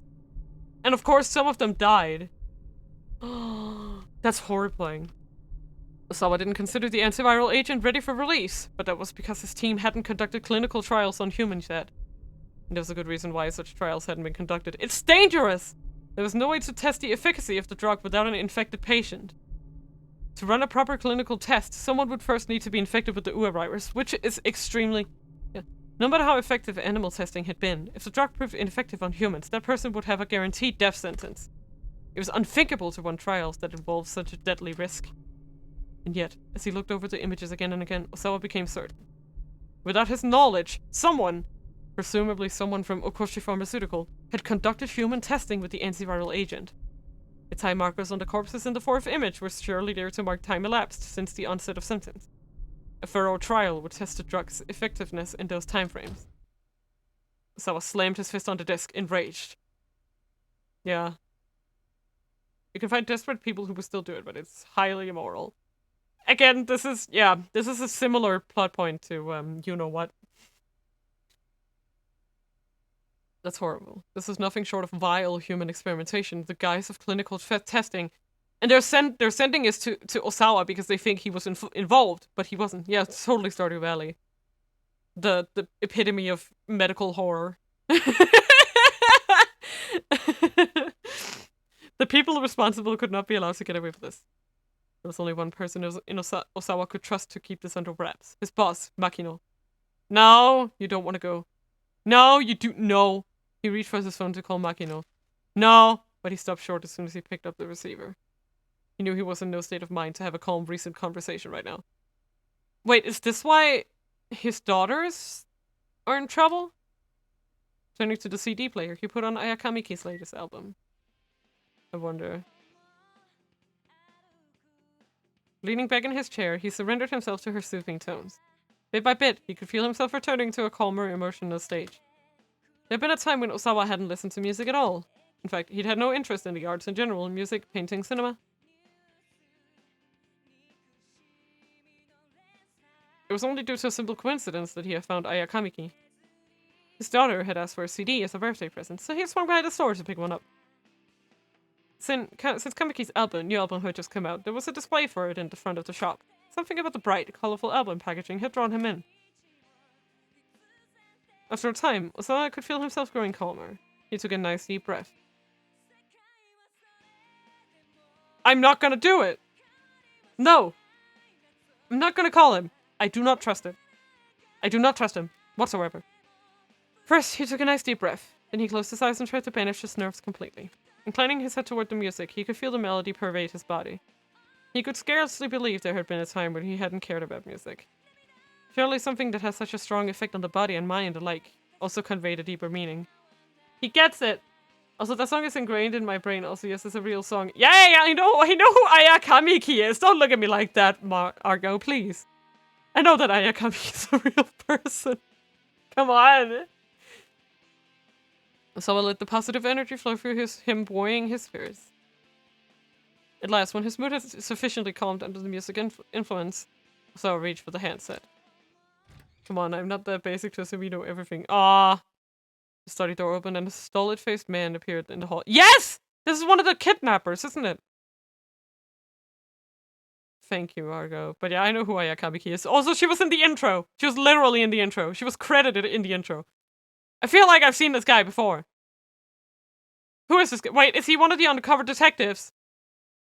Right, he's one of the detectives. Or is he one of the kidnappers? Oh my god.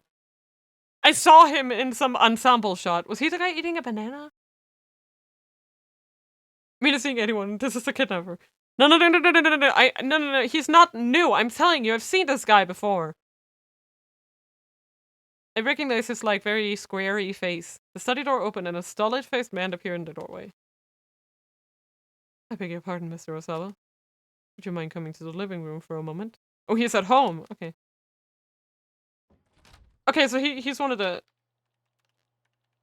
Yeah, okay, it's one of the detectives. Yeah. Sorry. I just forgot. I just seen him in a shot somewhere, but I think he was the guy eating a banana. I think he was the guy eating a banana. That's what I remember. The detectives assembled in the living room all wore grave expressions. Yes, good. The room was brimming with tension, and Osawa felt it ramp up even further as he entered. What is it? He asked. Something happened. The man who had come to find him turned to speak, hesitating at first. Yes. It turns out that your other daughter, he told me, has been abducted by an unknown party. Abducted? That was my world. What are you talking about? Maria's the one who's been abducted. No, sir, you don't understand.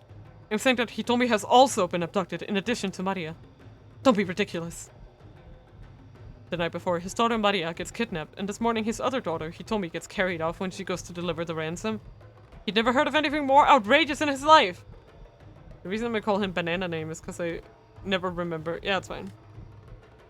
Sorry, sir. The detective was with her, but...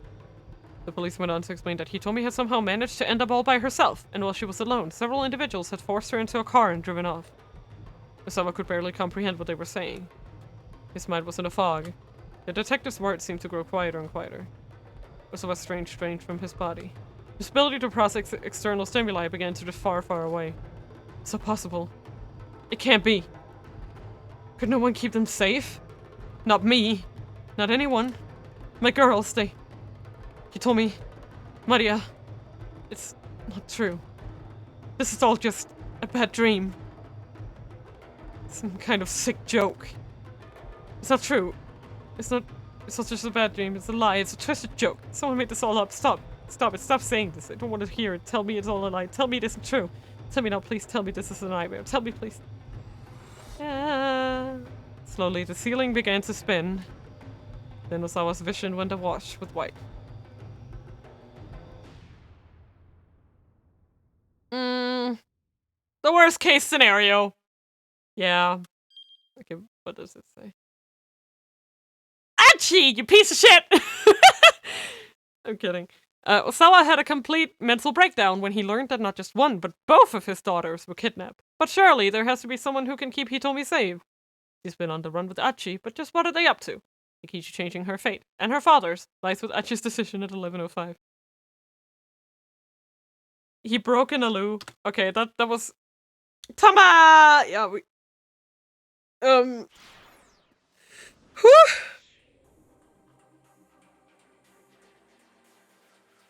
Holy moly woly, that was wild. I think we're gonna keep this one at 3 hours, cause man, my voice, bro. Holy moly macaroni. What was all this? This was amazing. Wow, I really love this game already. Like, I am. Tama, it's okay. We will see Tama soon. We'll see Tama soon. Well, I think we're gonna raid Huff today. Hoochie's Corner. Hoochie's Corn. Did I spell that right? Yeah, we're gonna rate Huff today. Thank you guys so much for coming by today. Next week is gonna be a little different. I'm gonna try to see what see what I can figure out for the schedule. I really don't have anything planned, so I can do whatever I want, and that's like a surprising new development. So I hope to see you guys for like next week's streams and all that. And I love you guys. Good night. Love you so much. Oh yes, Mina.